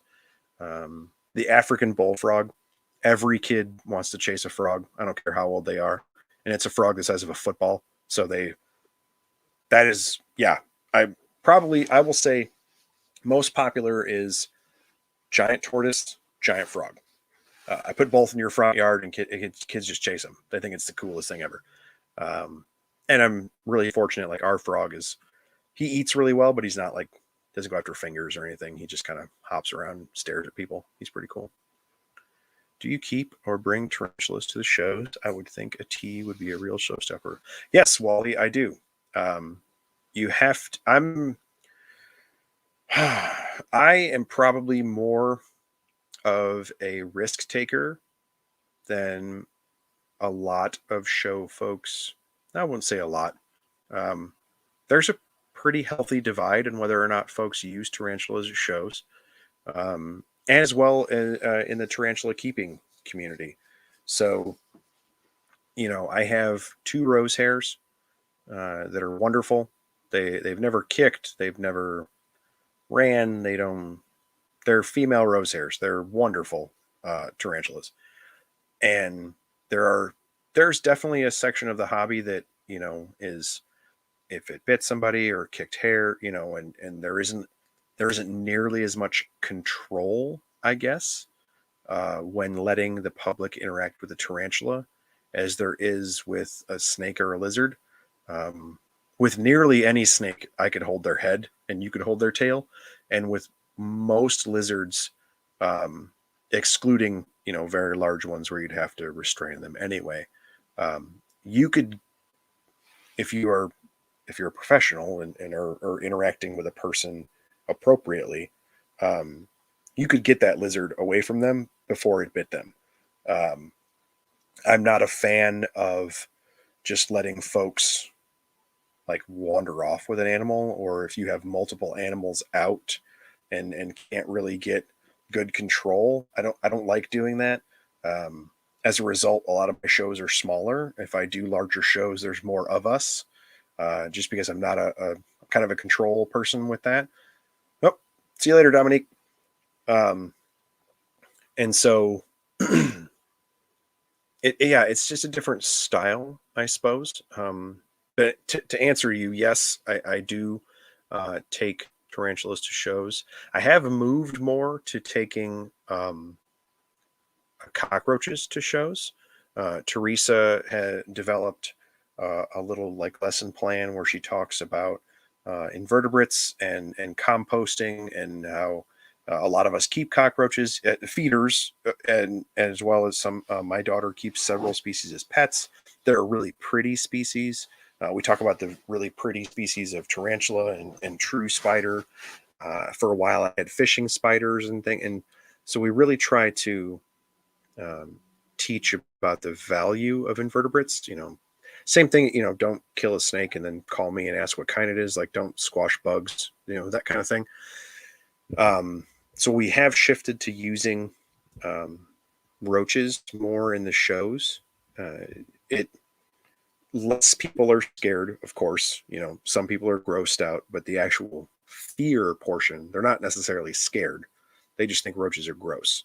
And then when you touch like a hissing cockroach, they're not wet or slimy or anything. They're dry. They feel almost like kind of like a wood floor, I guess. They have that nice shiny shell. Um, and so it's much easier to teach with those. They have sticky feet, so kids aren't going to drop them. They'll hang on. I do worry sometimes about people. A lot of the things that I do are folks that are scared on purpose. They want me to help them. And so my number one worry ever, for any show I've ever done, is somebody dropping a tarantula, because obviously it would die. Um, and so, I don't ever worry about the snake. I pick species that make sense. So rat snakes, small boas, they'll hold on. You're not going to drop them because they're holding on to your elbow. You'd have to fling it. It's not going to work, right? Um, Crested geckos, they jump on people. Bearded dragons hold on to people. The big lizards sit on the floor, have a little dog harness. You pet them. The tegus can walk in your lap, or there really isn't a way for you to hurt them other than some gross overreaction. It's dropping a tarantula just scares the daylights out of me. So yeah, for sure, Wally. Thanks, man. I appreciate the questions. But yeah, yes, to answer you before you go, I do use tarantulas in shows. Um, I've only ever really used my rose hairs. Indy has quite a few species, some of which are also able to be held. But really, she does that. She uses gloves and a big spider spoon and moves things. She's held different stuff. She has an emperor scorpion, which is actually super chill. I haven't used that one in shows other than I used the light to make it glow and excuse me, kind of give the lesson about that. Um, that's one that, again, they they don't hold on as well. I'm way more worried about someone dropping it than I am about that emperor scorpion stinging someone. Um, it just doesn't really happen all that often.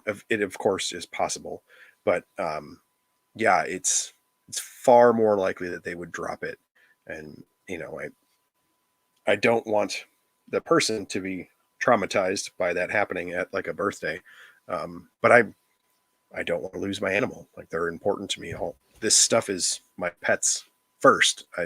They have a use and they perform in these shows. I guess perform. Um, but there are pets. Like, I'm far more concerned with my tarantula surviving the show than with some stranger I don't know having a birthday party. Like, that is not probably the greatest way to do business, but I'm, I'm way more concerned with my animals' well-being, I guess. Um, yeah, but I've moved to, uh, I let the tarantula walk on like their shirt, or like you can sit in a chair and it'll walk on your pants kind of thing. as opposed to you holding it. Same way. It's just there's way less chance of you dropping it. I can explain how they have a foot pad and toes and they can hold onto the fabric, and I can teach while you watch this happen. And seeing it walk on you is usually much less scary than feeling it for a lot of people, because it's the way they move and the number of legs and so on and so forth, like regular spider fears. And then as I have her walk, I use a little half a coconut. As I have her walk into that, um, I'll have them put like their fingers up, and then I'll put their fingertips, and they can feel her toe tips, because she'll just kind of like, as she's walking out of the back out of the coconut, they put their feet out first to make sure they're not going to fall, and then I'll have them hold their fingertips, and it's just I don't know, it's not necessarily safer, but it feels safer to them, I guess. When they're little kids, we're like, oh, you want to high five a spider, and they can, poke it with their their pointer finger on the foot, and then their foot is touching their finger, and it's just a much easier way to teach, I guess, and it's slower. I really hate the surprise factor, the fear factor. I don't like any of that. We don't scare people with them. I don't teach in that way at all. So we go really slow. We explain things. We work over the fear. That whole jam. And at like big shows, C2E2 is a major comic convention in Chicago every year. I mean, I've had hundreds of people over the course of a weekend hold tarantulas with me. I've talked about that before. And it's weird, but we're basically holding hands, and there's a tarantula just kind of moving, on their hand or off of my hand onto theirs or on their shirt or whatever. Yeah, it's all about a controlled environment, I guess. It's going slow and working through it. And like I said, we can nerd through somebody's fear on anything. Teresa and I can talk to them and give them enough facts to really work through a lot of pretty hardcore fears. So yeah, we for sure use all sorts of stuff. Yeah, those are awesome questions. I am really glad you guys popped in to bring them up. That's cool. Roaches are the best. I want domino roaches are sweet. I'm a fan. The local reptile show guy here. Survey there. So yes, there are folks that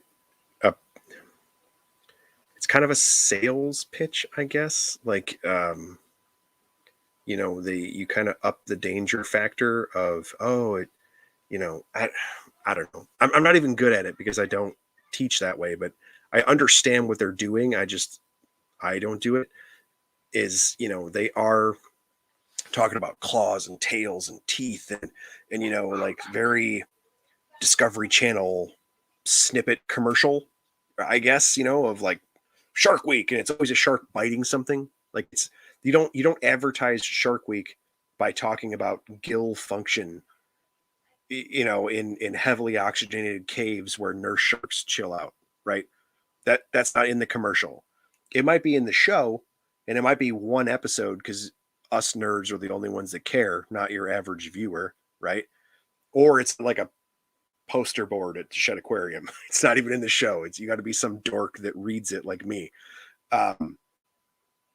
That's, to me, that feels like the same thing you're describing when you talk about reptile shows like that, of like, oh, but no, it's actually okay. You can touch it. Like, so you were, because always making things, yeah, people eat it up, but it drives me crazy. Yeah, it's the reason that scary movies are popular, or action movies are popular, or haunted houses are popular, or like, we're so far removed from the food chain that we have to make ourselves feel like a prey item in order to get the high of running for your life, right? You, barring some exceptions, you in all likelihood will never actually run for your life. So you're never going to get the high of adrenaline just dumping into your bloodstream like, gotta go. So you watch a jump scare movie, you go to a haunted house where a clown grabs you, or you do whatever, and you get the ooh feeling. And that's why people eat that up. The oh, alligators are scary, but not squeaky. You can touch his tail. It makes you feel like you overcame something. Um, but I don't know, man. You don't learn anything. I don't feel like you don't learn anything. And I don't know. Teresa and I are nerds. Our kids are nerds. If you're going to come to our show, you're probably going to learn stuff. You might learn it through osmosis just by hearing us talk. And eventually someone will say something later on in life and you're going to go, light bulb. This dude with a beard told me about this snake that eats eggs. And maybe that's all you got out of that. But I, man, I cannot do stuff in my show that's going to make you jump scare with a snake or a spider, because the next time you see a snake or a spider, you're just going to jump scare. You're not going to remember the goofy egg fact. You're not going to remember Rosie's foot touching your finger. You're just going to kill it because it scares you. And that's not even an unreasonable fear or an unreasonable response if you're a kid. You know, kids get scared and squash bugs. Kids get scared and like hit it with a stick or whatever. They're kids. They don't know any better. The point is you're supposed to learn better and then grow up and mature and be an adult who's educated and mature and intelligent. And you don't do that. And if you never had a reptile guy at your school or your Boy Scouts or your library or your birthday or on YouTube or in your podcast or whatever that told you, oh, hey, Rosie's toe and pet the tortoise and these slow, controlled, but still super cool things, then you're not going to get it. You know, if the dude scared you with a big lizard and then let you touch its tail, you're going to think big lizards are scary.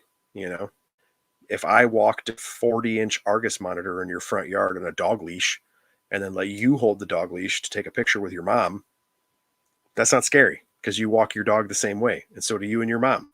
And you took a picture and then your mom put it on Facebook and showed your grandma. And, you know, it changes your entire perspective. And I don't think it cuts down on having a good time or having fun or it being cool. Um, I don't advertise. I don't really know if that's the right word. I guess advertise. Um, I don't advertise that part of our show, I guess. Um, but Teresa and I use a booking site called Gig Salad. It's pretty cool. Um, like they kind of advertise my stuff online for me and you can book there. It's neat. And it is mostly meant for for gigs, like musicians or like acting type stuff. And then we kind of fell into it and it's pretty cool. And so we booked through there and it's neat. Um, but dude, we have like 60, 50 or 60 5-star reviews on there. We'd never had a review that wasn't 5 stars until this year. And it was like a stupid COVID thing. And we got a 4.5. Like we have one that isn't 5 stars. We get tons of awesome feedback. We get, I don't know. That sounds like bragging points, and they kind of are, but like we don't do that. We don't we straight up give herpetological science lessons. Like every birthday party we do, it's an hour, and I spit out fact after fact after fact. It is a graduate level herpetological class. I know I've taken some.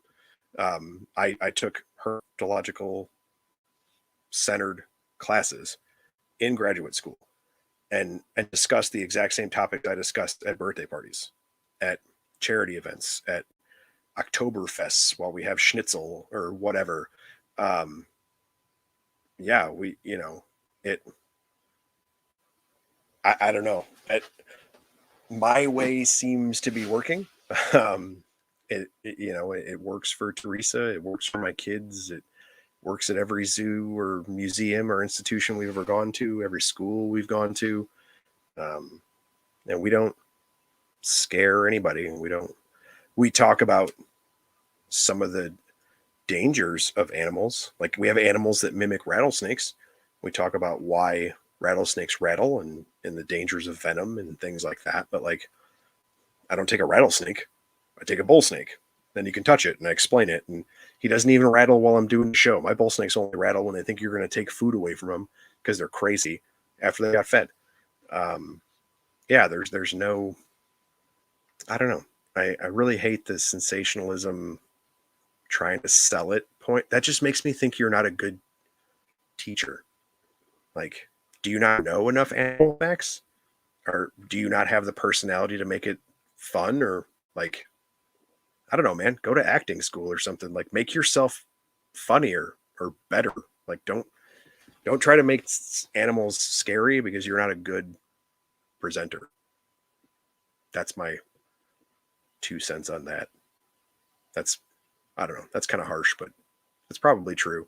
Like if you have to scare people with snakes, you don't know much about snakes and you're probably not good at presenting snakes.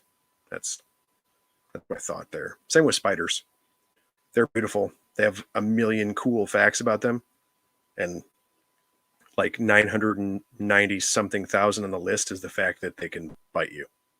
It's so far down the list of important crap. It's not even funny. So, Nathan, if vinegaroons weren't buried half the year, they would be great. I have 3 vinegaroons, and they are fantastic. For anybody who's listening to this that has a desire to keep invertebrates, make grub pie and feed that to vinegaroons and also scorpions. I don't know about all scorpions, but big scorpions, like forest scorpions, emperor scorpions, flat rocks, dude, they all eat grub pie. It's so cool. It makes vinegaroons so easy to care for. I was, oh my God, happy to find out that they ate grub pie. You're right. They bury a lot. They're kind of a pain. I love showing them off though. They are just the freakiest looking weird things. People are always fascinated by them. I use tailless whip scorpions for the exact same thing. The Harry Potter bug, all the comic convention pop culture shows, tailless whip scorpions kill it. I haven't got a group of those in a while. I really want to get another group in and try to feed them grub pie because I think, especially like vinegaroons and tailless whip scorpions, and I would assume quite a few of the wild caught desert scorpion species, of course, come in dehydrated. And we really are not good at rehydrating invertebrates as keepers. We've sucked at that for a really long time. And we make cricket water and different things like that. And I just don't think we're very good at it. For herbivores, we can overcome it by watering their food and giving them, wet sweet potato and different things. Or like, I use wet tortoise chow and I feed that to mealworms and different things. And they get like super juicy and gross. And then you feed them to lizards. And anything that squirts and squishes when your lizard eats it, they're definitely getting water, right? Man, that grub pie, when you get vinegaroons in and they almost look wrinkly, those are really dehydrated.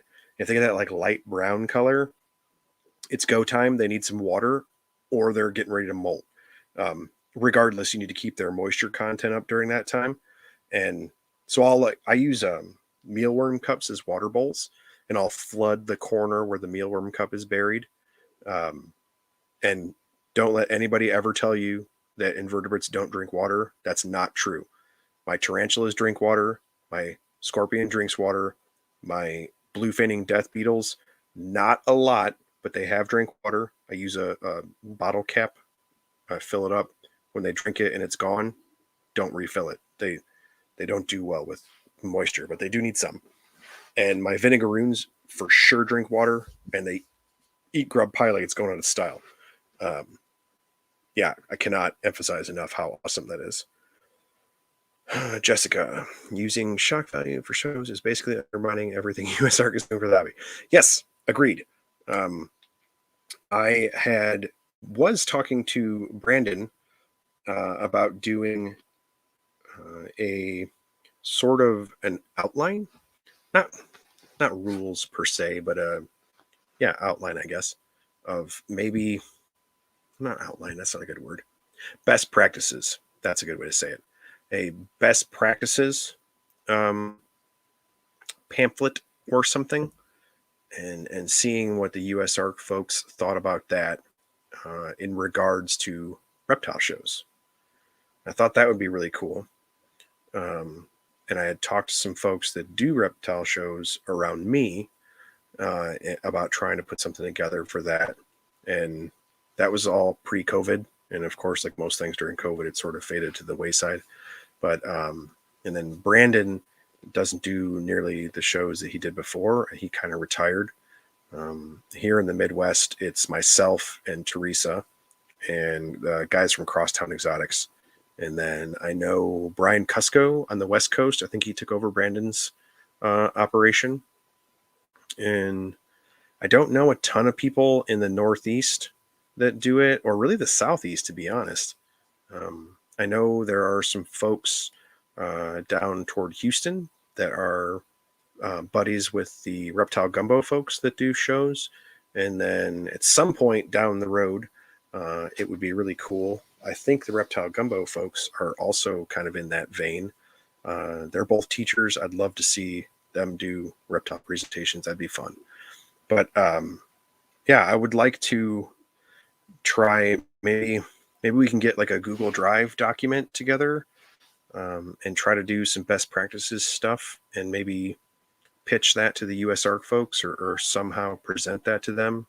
I know that idea pre-COVID was floating around. Brandon had talked to me, and he was kind of drafting something, and we were going to get together. I know a lot of those folks come to NARBC, not necessarily the Texas folks, but we could probably hook up with them and maybe do the Google Drive thing and try to get some best practices together. That'd be really cool. Just, you know, I don't like the idea of telling someone how they need to do a show, but I like kind of how USARK does it, right? Like USARK defends us in court and defends us when different ordinances and things come up. And then, but they also turn around and are like, hey, you know, please don't do irresponsible things that make it harder for us to defend you, right? USARK doesn't really tell anybody what to do. They just say, well, we're defending you in court today with U.S. Fish and Wildlife or whatever, whoever it is. And please don't get bit by a crocodile and then ask me to help you with crocodile. Like, right? It doesn't make any sense. Like, don't do dumb things and then ask them for help to continue doing dumb things. And they've never presented it that way. I definitely don't want to put words in their mouth, because they don't present it that way. They just help, right? All the time. But then, you know, their response should be, don't make their job harder and then ask for their help. Like, be responsible and they can more easily help you. And so maybe I'll start putting together kind of my thoughts on best practices, and then I'll start picking some brains. And maybe we'll try and get Phil an email, or give him, I don't totally know how to do a shared document like that. Maybe we can just, like, I don't know, make it so that people can log into it, or those folks can see what we're thinking, or what we're doing. I know they use different legal entities when they have their fights. Maybe some thought process on that would be good. Teresa and I, of course, have to follow all the rules here in Illinois, because that's where we live. But then we also travel to Wisconsin, Indiana, Iowa, and Missouri. And so we, follow whatever rules they have, and crossing state lines with certain species and stuff like that. So yeah, we can definitely try to start digging on that. Same way, of course, we have insurance and all the official business stuff. So maybe we can start kind of picking on that and looking at how that is. Because there are certain things that, you can and can't do, of course, based on insurance and liability and so forth.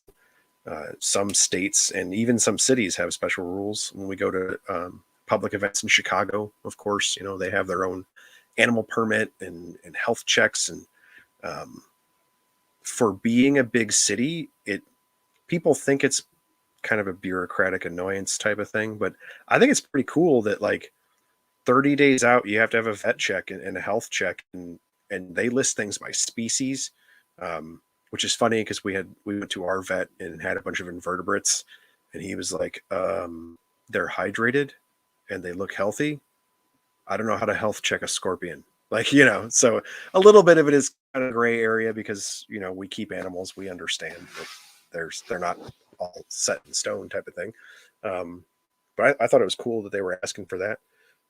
There, of course, is a price tag associated with that. And so that's the annoyance part, right? Nobody wants to pay for their lizard permit for the Comic-Con, but, and they check. It was cool. Like they checked, man. If you bring sick animals or you have stuff you're not supposed to, they're paying attention, which I was very happy to see. We've had some negative experiences with other professional animal entities, maybe not doing the right thing or doing what they were supposed to, and those folks were checking, so that was really cool. You've probably heard me complaining on other podcasts, or maybe this one, that sometimes it feels like we're the only idiots following the rules. And we are, but it's nice that most of the rules that we follow make a lot of sense, and then they are animal welfare driven. And I mean, I just said before that I put that over our business sometimes. So I'm totally fine with animal welfare driven rules, even if it makes my life harder. It shouldn't, right? I should have already been doing those things. And I think maybe that's why we don't complain about them as much, is because Teresa and I were probably already doing whatever strict quote unquote thing the state wanted us to do. We got inspected by the state, of course, for the different licenses and things that we have. And like the guy came in, checked all of our stuff. Super cool. But he keeps reptiles. Really nice guy. The state herpetologist for Illinois. Awesome. And then he just hung out and we talked about reptiles because we were doing the right thing. So he didn't have anything to write down. He was like, "Oh yeah, that's cool. Like, here's the locks. Here's the it's big enough. It has a filter. The water's clean. Like, yeah, of course, all these things." He checked it all. Oh, awesome. Oh, what's that? What's this lizard? Da, da, da, and just hung out and talked, like, because we were already doing the right thing. And so there was no need to, no write-ups, no fix this, or, why doesn't it have food? None of those questions. And so then we could just chill. And yeah, if you're complaining about some of those things, maybe you're not doing the right thing. That's a little bit of, lots of people want rights. Not everybody wants responsibilities. I'm probably not a good spokesperson for this stuff. I might be the wrong person, because I might tell you to get your responsibilities in order before you yell about your rights. Jessica, I have not had Phil on here. The Reptile Room Confessions podcast that Teresa and I were doing with Ryan and Erica, we interviewed Phil one time. Super good dude. Talked to him at NARBC when I see him. Always running around crazy busy with the US Arc table and the auctions. Yeah, man. He's not quite a one-man band, but he's pretty close. He's definitely the face of it, doing a lot of the work for it, and getting all the phone calls and emails and all the ridiculousness, and literally nationwide. Yeah, I'm forever grateful to him and happy that he's out there doing it. I love that dude. Thank you. I'm glad folks have heard the episode. He gets a lot of FaceTime and a lot of airtime, and he needs all of it. So I'm happy to have been a part of that. What do I think about Kimberly Rocks and Cayman Lizards? Kimberly Rocks are awesome. They are, Odatria, to me, pretty much all the dwarf monitors. I love stuff like that because I like building enclosures and I like watching behaviors. And so a lot of the cliff, I can speak, cliff dwelling, not necessarily cliff, but a simulated cliff, I suppose, because they live in the craggy crevices and the deep parts of the rocks. Like you can build some wicked stuff with that. You can, you know, you can make all sorts of crazy shapes out of pink foam and make crevices, and you can really play with that.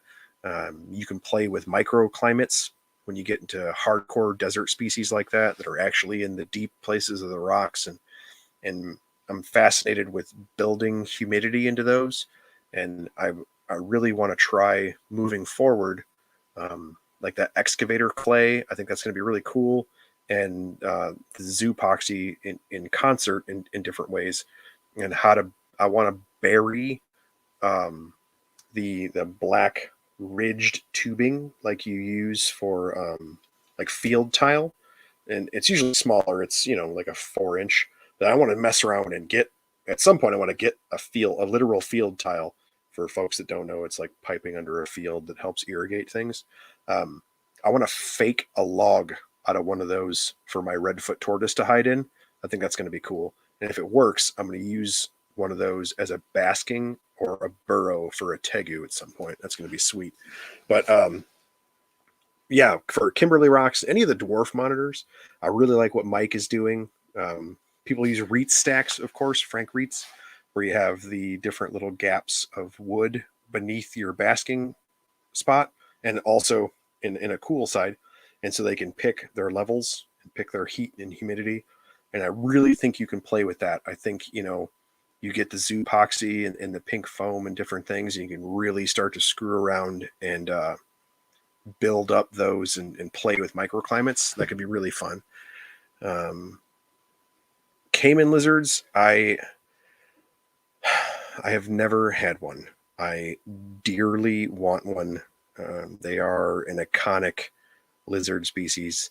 My friends at Crosstown Exotics, Colin and Mike, they do shows like Teresa and I do here in the Midwest. They have one. It's so cool. I'm so jealous whenever I see them doing shows with it. And then we, of course, live south of Chicago, and Brookfield Zoo has a huge setup with big basking branches and like a little stream running through it. And they got this monster cayman lizard sleeping on this log, this giant orange head. Like, they're so awesome. And that's another one that I could build something just ridiculous for that. I don't know. If you can't tell, like I look at animals from the perspective of I want to watch them do the stuff that they do. So I want to build something that they can do it in. And like those things climb, they swim, they dig, they eat crayfish and invertebrates and crunch on snails. And you could, like you can go to the grocery store and get snails, like snails for people to eat. And they come in like this little tube package, and it's got snail shells in it. And they're not salted or anything. They're just plain, so that you can cook with them or whatever. I would put all those back in their shells and get like 5 of those tubes worth. So it'd be like 2 dozen-ish snails. You would build a stream in there, put like a bunch of my PVC branches covered in zoopoxy. You start hot gluing fake moss all over everything, spray paint green and brown everywhere.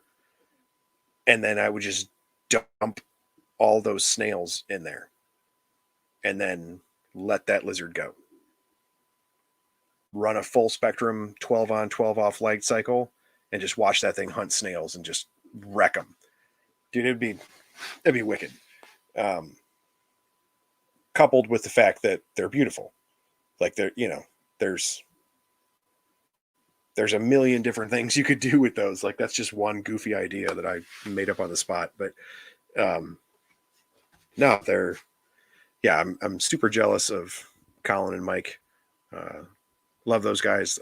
I love their shows. They theoretically, I guess, are competitors to Teresa and I, but I don't care. They're good people.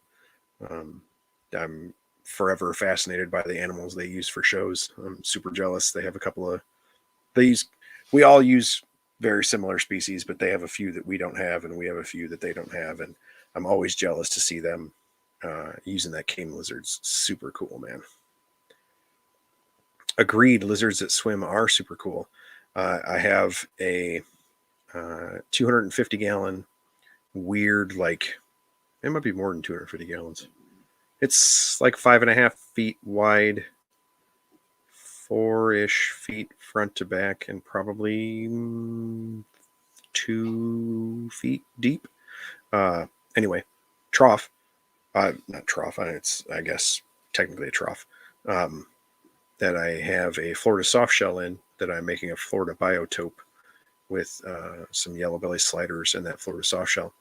But anyway, I have 2 of those huge troughs, and the second one I would like to make a water feature, and then the trough is curved on the ends and sort of flat on the sides. It's not really a racetrack. It's like a weird oval. I don't know. I'll take a picture and show you guys. It's weird looking. I want to use the flat side of that and figure out a way to do a land piece off of that. And then that's going to be, I would like to be the water feature for our water monitor as we're going forward. So that'd be really cool.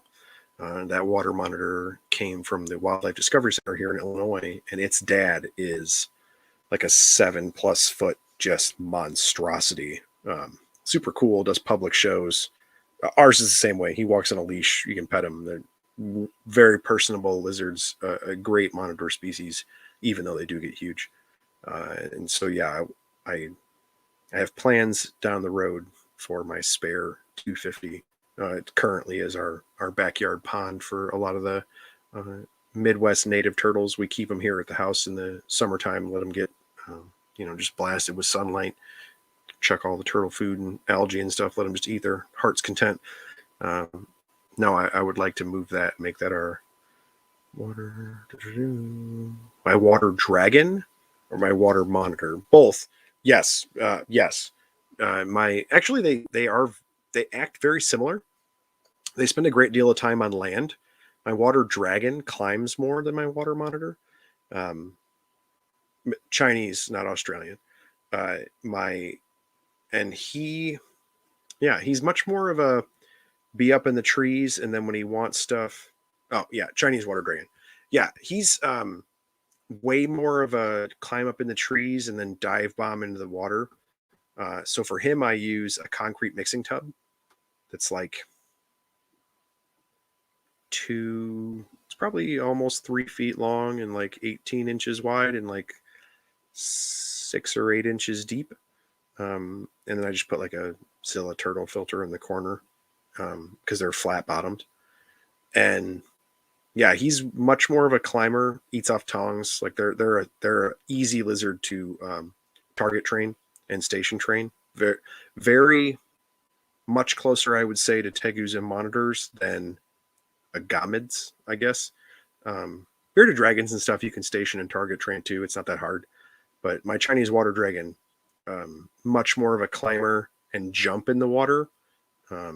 He swims once he's there, but he's much more of a jumper and a climber as opposed to just like, I don't think I've ever seen him just kind of slide into the water, like a water monitor or crocodilian where they're chilling on the edge and just kind of cruise in. He's not a nice water entry. I guess I'm in the tree, dive bomb. And it's not like us scaring him. Like he just does it. Or like if I throw a handful of bugs in there or whatever, or throw some roaches or crickets in, like he just flying leaps after that. He doesn't care. He's like, oh, it's in the water, and just full body launches himself.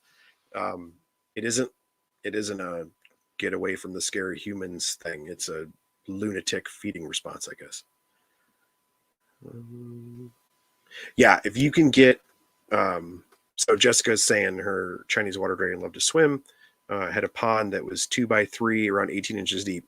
Yeah, I know it's a pain when you're keeping stuff, but if you can get big water features, water loving animals will use them, and it is so cool to watch. All of our turtles, anything that we have that is a water centric animal, the bigger space that we give them, they just do so much more stuff. Like how they swim, how they move, if they dive, or will they chill underwater? Do they swim at the surface of the water or swim underwater? How they get around stuff or under things, and like they just it's behaviors, right? You're building to see behaviors, and you are literally adding another dimension when you put them underwater, and they can move in space like that, as opposed to being limited by your construction on the land part of the enclosure. But yeah, you can get really cool with the water. I Same way, like talking to Alex and them. Chinese water dragons are another one. Like I hope that they are moving toward, I don't know how to, seriousness, I guess. Like moving away from like big box pet store, $20 and throw it away, to, now granted they sell them at big box pet stores, but like a bearded dragon. Like you can go and get a bearded dragon and a bearded dragon kit, and it's a whole thing, right? Like people kind of poo-poo the new keeper thing or whatever, but like that's a big part of her petaculture, is that you can show up and get a bearded dragon kit and theoretically keep that creature alive and care for it and do all these things, and you can just go to the store and set it up. Like I I wish that mountain horn dragons and Chinese water dragons and do it for that too, and set that. It's obviously it's more difficult. Chinese water dragons get a little bigger than a beard, and want to climb and swim and do the things. And basilisks, yeah, seeing basilisks at a big box store sucks. I hate that. That's another, they have some requirements, and if you can fulfill those requirements, they are so cool. They're a wonderful thing. And so I guess seriousness, that's a good way to say that. I hope that they continue that trend. Um, a lot of people think that probably translates into them being more expensive. I'm kind of cool with that, because maybe it'll make you a little more committed to keeping them the right way. Um, like the mountain horn dragons, like that entire little group of lizards. Um, I love those. I'm forever fascinated by those. I want to divvy off a part of my basement to um, mountain creatures and colder weather animals. I think that could be a whole secondary portion of our hobby. It already kind of is, if you keep Asian rat snakes or bamboo snakes or different things like that. But yeah, I think we could do a lot more with that. It'd be a lot of fun. And it can be goofy little things like mountain horn dragons and little stuff, the little tree dragons. There is no reason that those couldn't be on par with cresteds. And oh, why are those cool? Well, they keep them at room temperature and they eat baby food. They can get a little cold. They can get a little wet. Well, awesome. What about stuff that likes it cold and wet? What about cave creatures and mountain creatures, and start advertising the quote unquote easier aspects of keeping some of these animals, and then I don't know. I think we could do a lot of really cool stuff with it. They mountain horned around my be cool to breed. Yeah. Oh yeah, for sure it'd be cool to. I would consider that a major accomplishment to breed mountain horn dragons. I don't care how common people say they are. One of my most favorite lizards is a painted agama, and you only ever get those import, and nobody seems to care about them. And if you bred those, I'd be equally as impressed. Um, any number of agamid, tree dragon, little rock lizards. Not nearly enough people are putting emphasis on them. I think there's probably 1,000 different little projects like that you might only get 3 a year or whatever, but there'd be a bunch of us that thought it was the coolest thing ever. You'd have no shortage of people that would be wildly interested in those things, and I'm will forever be convinced that that's how you change anything. I don't care what it is, reptiles to the world. it's like 4 people that give a crap, and then all of a sudden they change stuff. That's just how it goes. If there were Jessica and 3 other people that had a colony of mountain horned dragons, 5 years from now they'd be a big deal. I'm if I'm convinced of it, you could do it. I'll podcast about it the whole time. Get you all the support I can.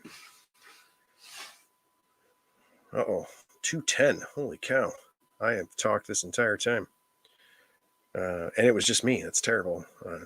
No, there was tons of people in the chat. I'm super happy that, but honestly, the usual crowd showed up. I love talking to you guys. You always come with good questions for guests, and had plenty of good questions for me. So that's always fun. That's really cool to have folks that come hang out every 2 weeks. I greatly appreciate it. So I will wrap this part up. Like I said at the start of this, have guests planned through March, which is very exciting. I was just telling Teresa today that when I first started this, I interviewed people that I knew, and I was like, am I going to get a guest next time? Like, not a lot of people. I didn't know a lot of people like on social media to ask them type of thing. And now it's to the point where it's like, I had a cancellation today through no fault of his own. And it's a super cool guy. Like, hey, can I reschedule? And I had to tell him like 2 months, and I have a schedule now. Like, it's pretty cool that we've come a long way. Past over a year. That was really cool. Have a group of chat regulars. I'm very happy for, like I said. Our download numbers are continuing to go up, which is super cool. I made the Instagram, which I've talked about, and I have done absolutely nothing with it. I was fortunate enough for Christmas. Teresa upgraded my laptop podcast rig, and Justin Smith, Herpetoculture Network, of course, gave me the different programs and stuff to make the little episode thumbnails, so I can post episode information on Instagram, tag folks, and then get the episode links. So I know a lot of folks are moving to Instagram and stuff away from Facebook, and so I want to make sure that things are available to them. So Justin was cool enough to get tell me the programs and kind of walk me through some stuff for that, so that going into the new year will for sure be the plan, especially with this new rig to run those programs. It'll be really cool. I'm excited for that. It's going to be awesome. NARBCs seem to be back on track. That, of course, is the local one to me, being a Midwest guy. The Daytona every year is right around Teresa's birthday. And so as I become more a part of the Herpetoculture Network circle and become more involved with those guys, I have dearly wanted to get to Daytona. That is their NARBC version meetup, and that is in my list of plans. I actually think I might try to work a Florida birthday vacation, Teresa, hey, let's go to Daytona also type of thing in there. We'll see how that goes. And a lot of the folks from Herpetoculture Network and the MPR network, I know it should sound like we're competitive, but we're really not. Everybody is just kind of in a big nerd friend group. And so a lot of us talk to each other in Facebook message and group chat, and there's a lot of cross contamination or whatever you want to call it. Same thing with like the Reptile Gumbo folks. I talk about them a lot. I Facebook message them, and they're just generally good people. And so I'm hoping to travel a little bit more this year, but, barring all the COVID stuff and whatever happens. And I'd just like to, as the world opens up more, see more folks face to face. My wife and kids, we love to travel and go do stuff and see things and herp and meet folks. And so I'm hoping to have more of that in the new year. Of course, continue episodes. I talked about Monitor Fest with Mike, and then I talked about Bill Stewart a little bit in this episode when I was talking about the geckos, and Wally was here. A lot of the folks that I have interviewed over this first year doing the podcast, if I wasn't friends with them already, have kept in touch with me, and now they are in the group chat, or they're in the podcast chat and different things. And so I would like to, as this year goes on, I'm hoping to interview some of those folks again, and then just see where they're at. Mike has a bunch of new projects. Wally is always doing stuff, of course. Bill Stewart started Badgerland Rescue as Friends of Scales Rescue closed down here in the Midwest. Bill Stewart opened up his own Wisconsin-centered rescue and is doing a bunch of work up there. I have, Philip. I need to go talk about Xenogama still, and then I want to get back to talking to Eric Haycraft, and he's been posting about Scaloporus all over the place. Frank Payne is heavily involved with the Leap Habitats folks. Like, there are a lot of really cool things happening with lizards, with folks who I already have a connection to, and we've already talked to, and I really want to get more to them. Joe came on, and I've made jokes before that, like, I had the gecko guru, and we kind of talked life and all sorts of stuff, and maybe a little bit less geckos. So he already said he'd love to come back on and talk Australian geckos. I know a lot of folks wanted to hear from him about that, and so I think that's going to be fun. Not even counting, all the episodes I have planned right now up to March are new people, or people I've never spoken to yet. And they have a whole variety of different lizards, some geckos and things we've already talked about, and some stuff we haven't talked about at all. So there's no shortage of stuff to talk about and people to speak to. I've been really fortunate, of course, to have the academia connections with like Zach Loafman and Travis Wyman and folks like that, and Justin Julander. They've all been really cool about sharing and talking and meeting people and who's who, and giving a lot of different resources and stuff that, I don't know, man, it's cool people. Like, this podcast is about lizards and lizard nerds, and I want to talk about lizards, but I really just want to hang out and talk to cool people. The lizards is part of what makes them cool, but it's mostly their personality and whether or not they're a good person. And I've been really fortunate that, even the people I didn't know, of course, however it was that I was connected to them or introduced to them, was probably through somebody I already knew who would have been a cool person in my group. And we're continuing that. So it's awesome. I've not even knock on wood. Like, it's not a luck thing. Like, it's I don't know, good stuff happens because you're doing the right thing. Like, I've yet to have a bad episode experience, I guess, as a podcast host, because the people who come to talk to me are cool. And then, like, our live chat shows up and everybody has questions, and they, oh, I knew this about the geckos, or I know Frank, or I knew this, or what have you. And like, we always have a good experience, and I think it starts with the fact that we have a cool circle of people. And then if we don't know them, like, we're bringing them, the live chat shows up because they want to ask questions of a gecko dude or a chameleon person or what have you. Well, the only reason they're here is because they're,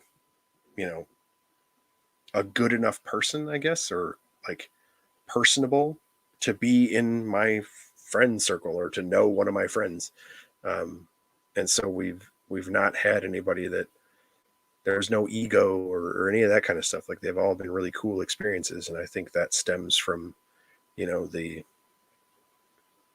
organic, I guess, way of getting people. Like, it's not sponsored or like any kind of big crazy thing. It's me texting people or Facebook messaging them like, oh, hey, Justin Smith, or you wrote in her Pediculture magazine, or Billy Hunt said you're cool. You want to talk to me? And that's kind of how stuff happens.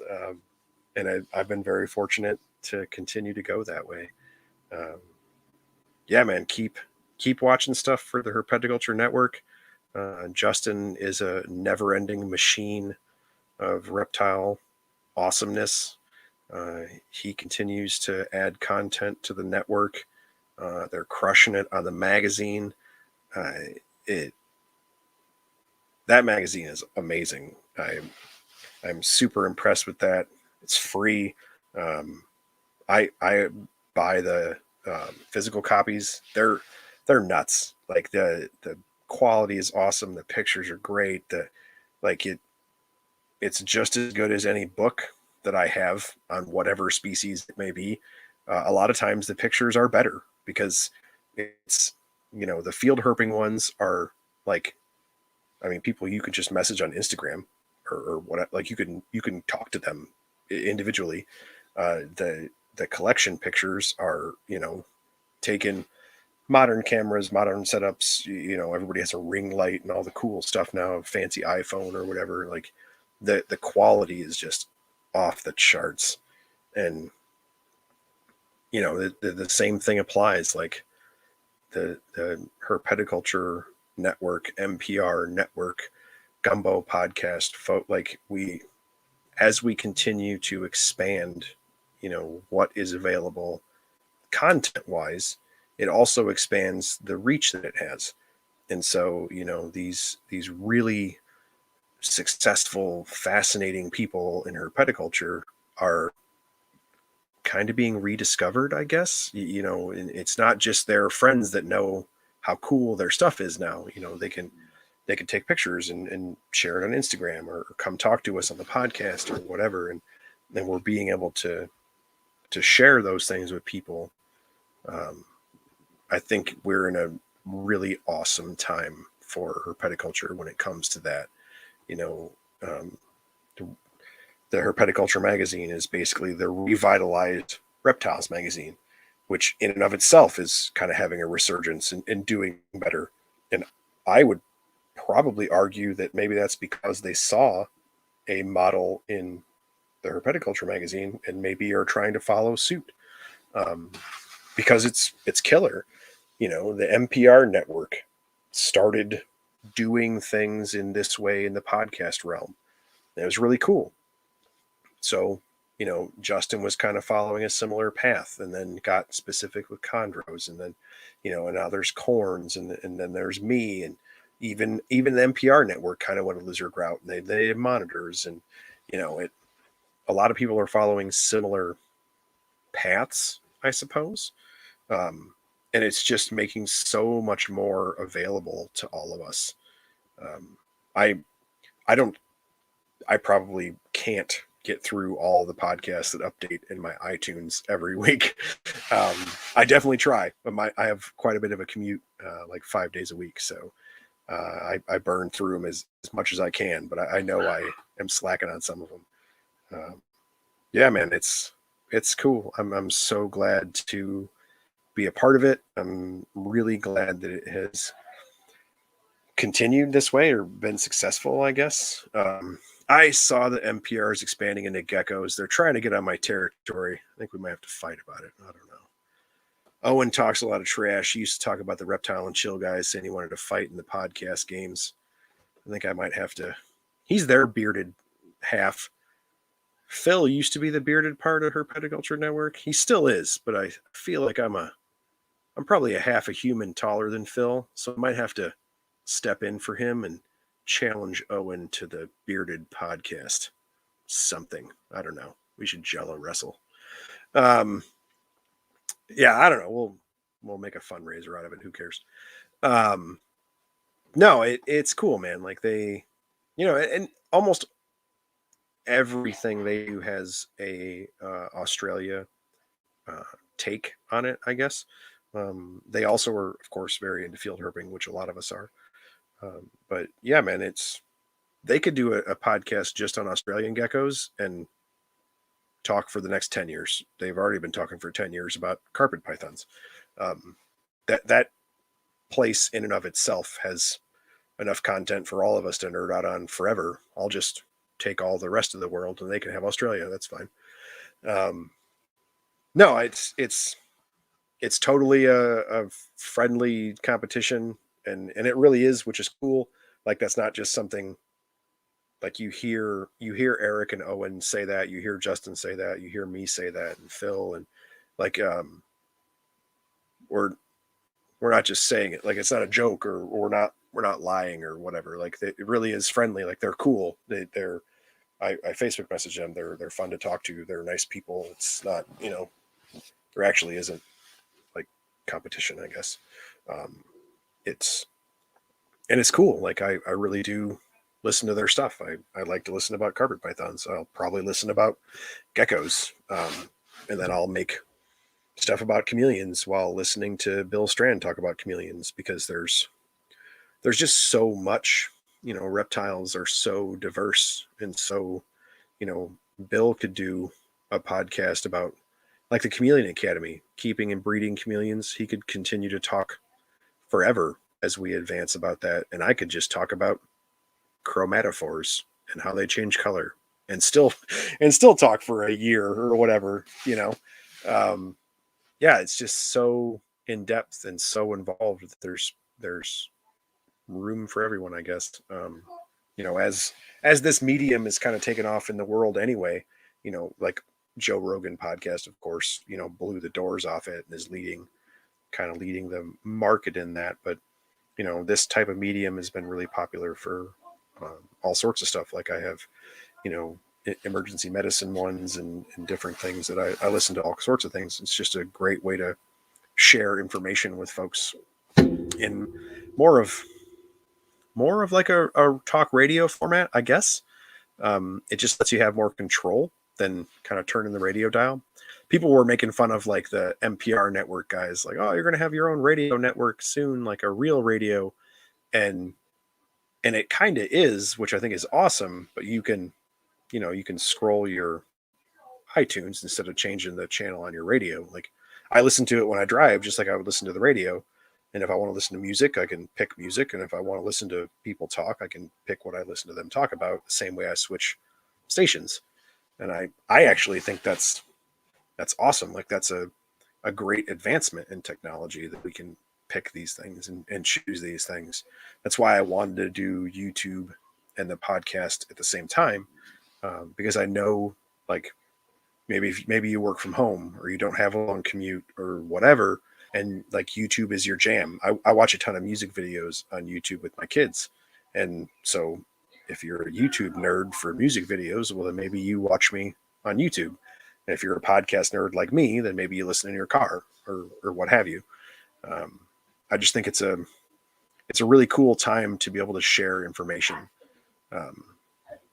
You should have Bill Strand. I would love to talk to Bill Strand. I've actually thought about messaging him, just because I think the way that I do interviews and the way that I talk to folks is different than he does. And so I think interviewing him in my way, or I don't know, my way, but like in the way I talk, I guess, would be really fascinating, because it is so different from his. And because I think he's probably got chameleon stories for days. He's a fascinating dude. I really like his stuff. Reptiles and ivermectin.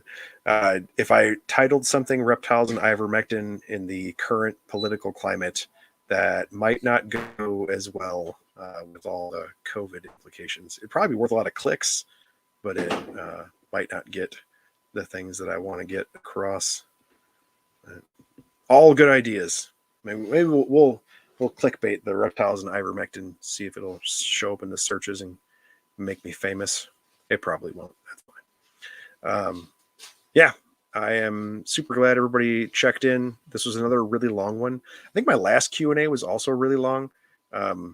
That's cool. It just means that a lot of folks showed up in the chat, because that's who I've been talking to, and I always think that that's fun.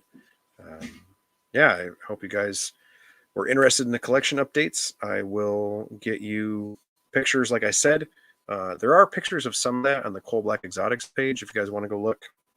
I'll put more up on the Lizard Brain Radio page for some of the things we were talking about tonight, just so people can see what I'm talking about. I do want to make some more YouTube content. I think folks seem to like the videos a lot. I've been screwing around on TikTok. I think that's funny. And so I'll try and get James Lewis late to the show. I was even talking about you, man.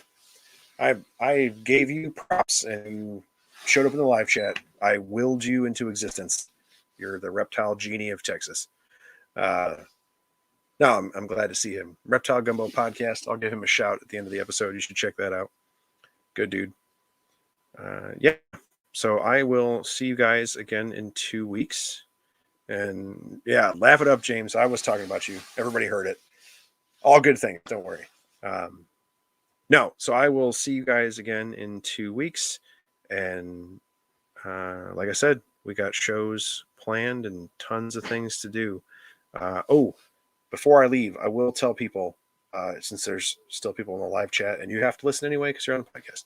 No, I am traveling for work all of January. And so I do still plan to have my shows every 2 weeks like normal, but they might be earlier in the day on Sunday instead of starting in the evening time. And so if you like doing the YouTube thing or you like doing the live chat and stuff like that, just something to bear in mind is I will probably be doing those earlier in the day on Sundays instead of starting at 8. So I'll make a Facebook post and stuff like it always does. It'll pop up in your YouTube reminders and Facebook and all that, just like normal. But just be aware that if you do like doing the live thing, it will probably be earlier in the day on the 2 Sundays in January. So I will be back home by the end of January, but I'll be on the road quite a bit. And so, but I have a new podcast rig courtesy of Teresa, so that's gonna be cool. I will travel with that. So just keep an eye out for that earlier in the day on Sundays, but they are still happening. And hopefully I can message my guests to ask if they're cool with that before they hear it on the podcast, that I'm going to have to ask them to do it earlier in the day. So, breaking news. Heard it here first. Hopefully my guests don't hear it here first. All right. I will see you guys again in 2 weeks. Later.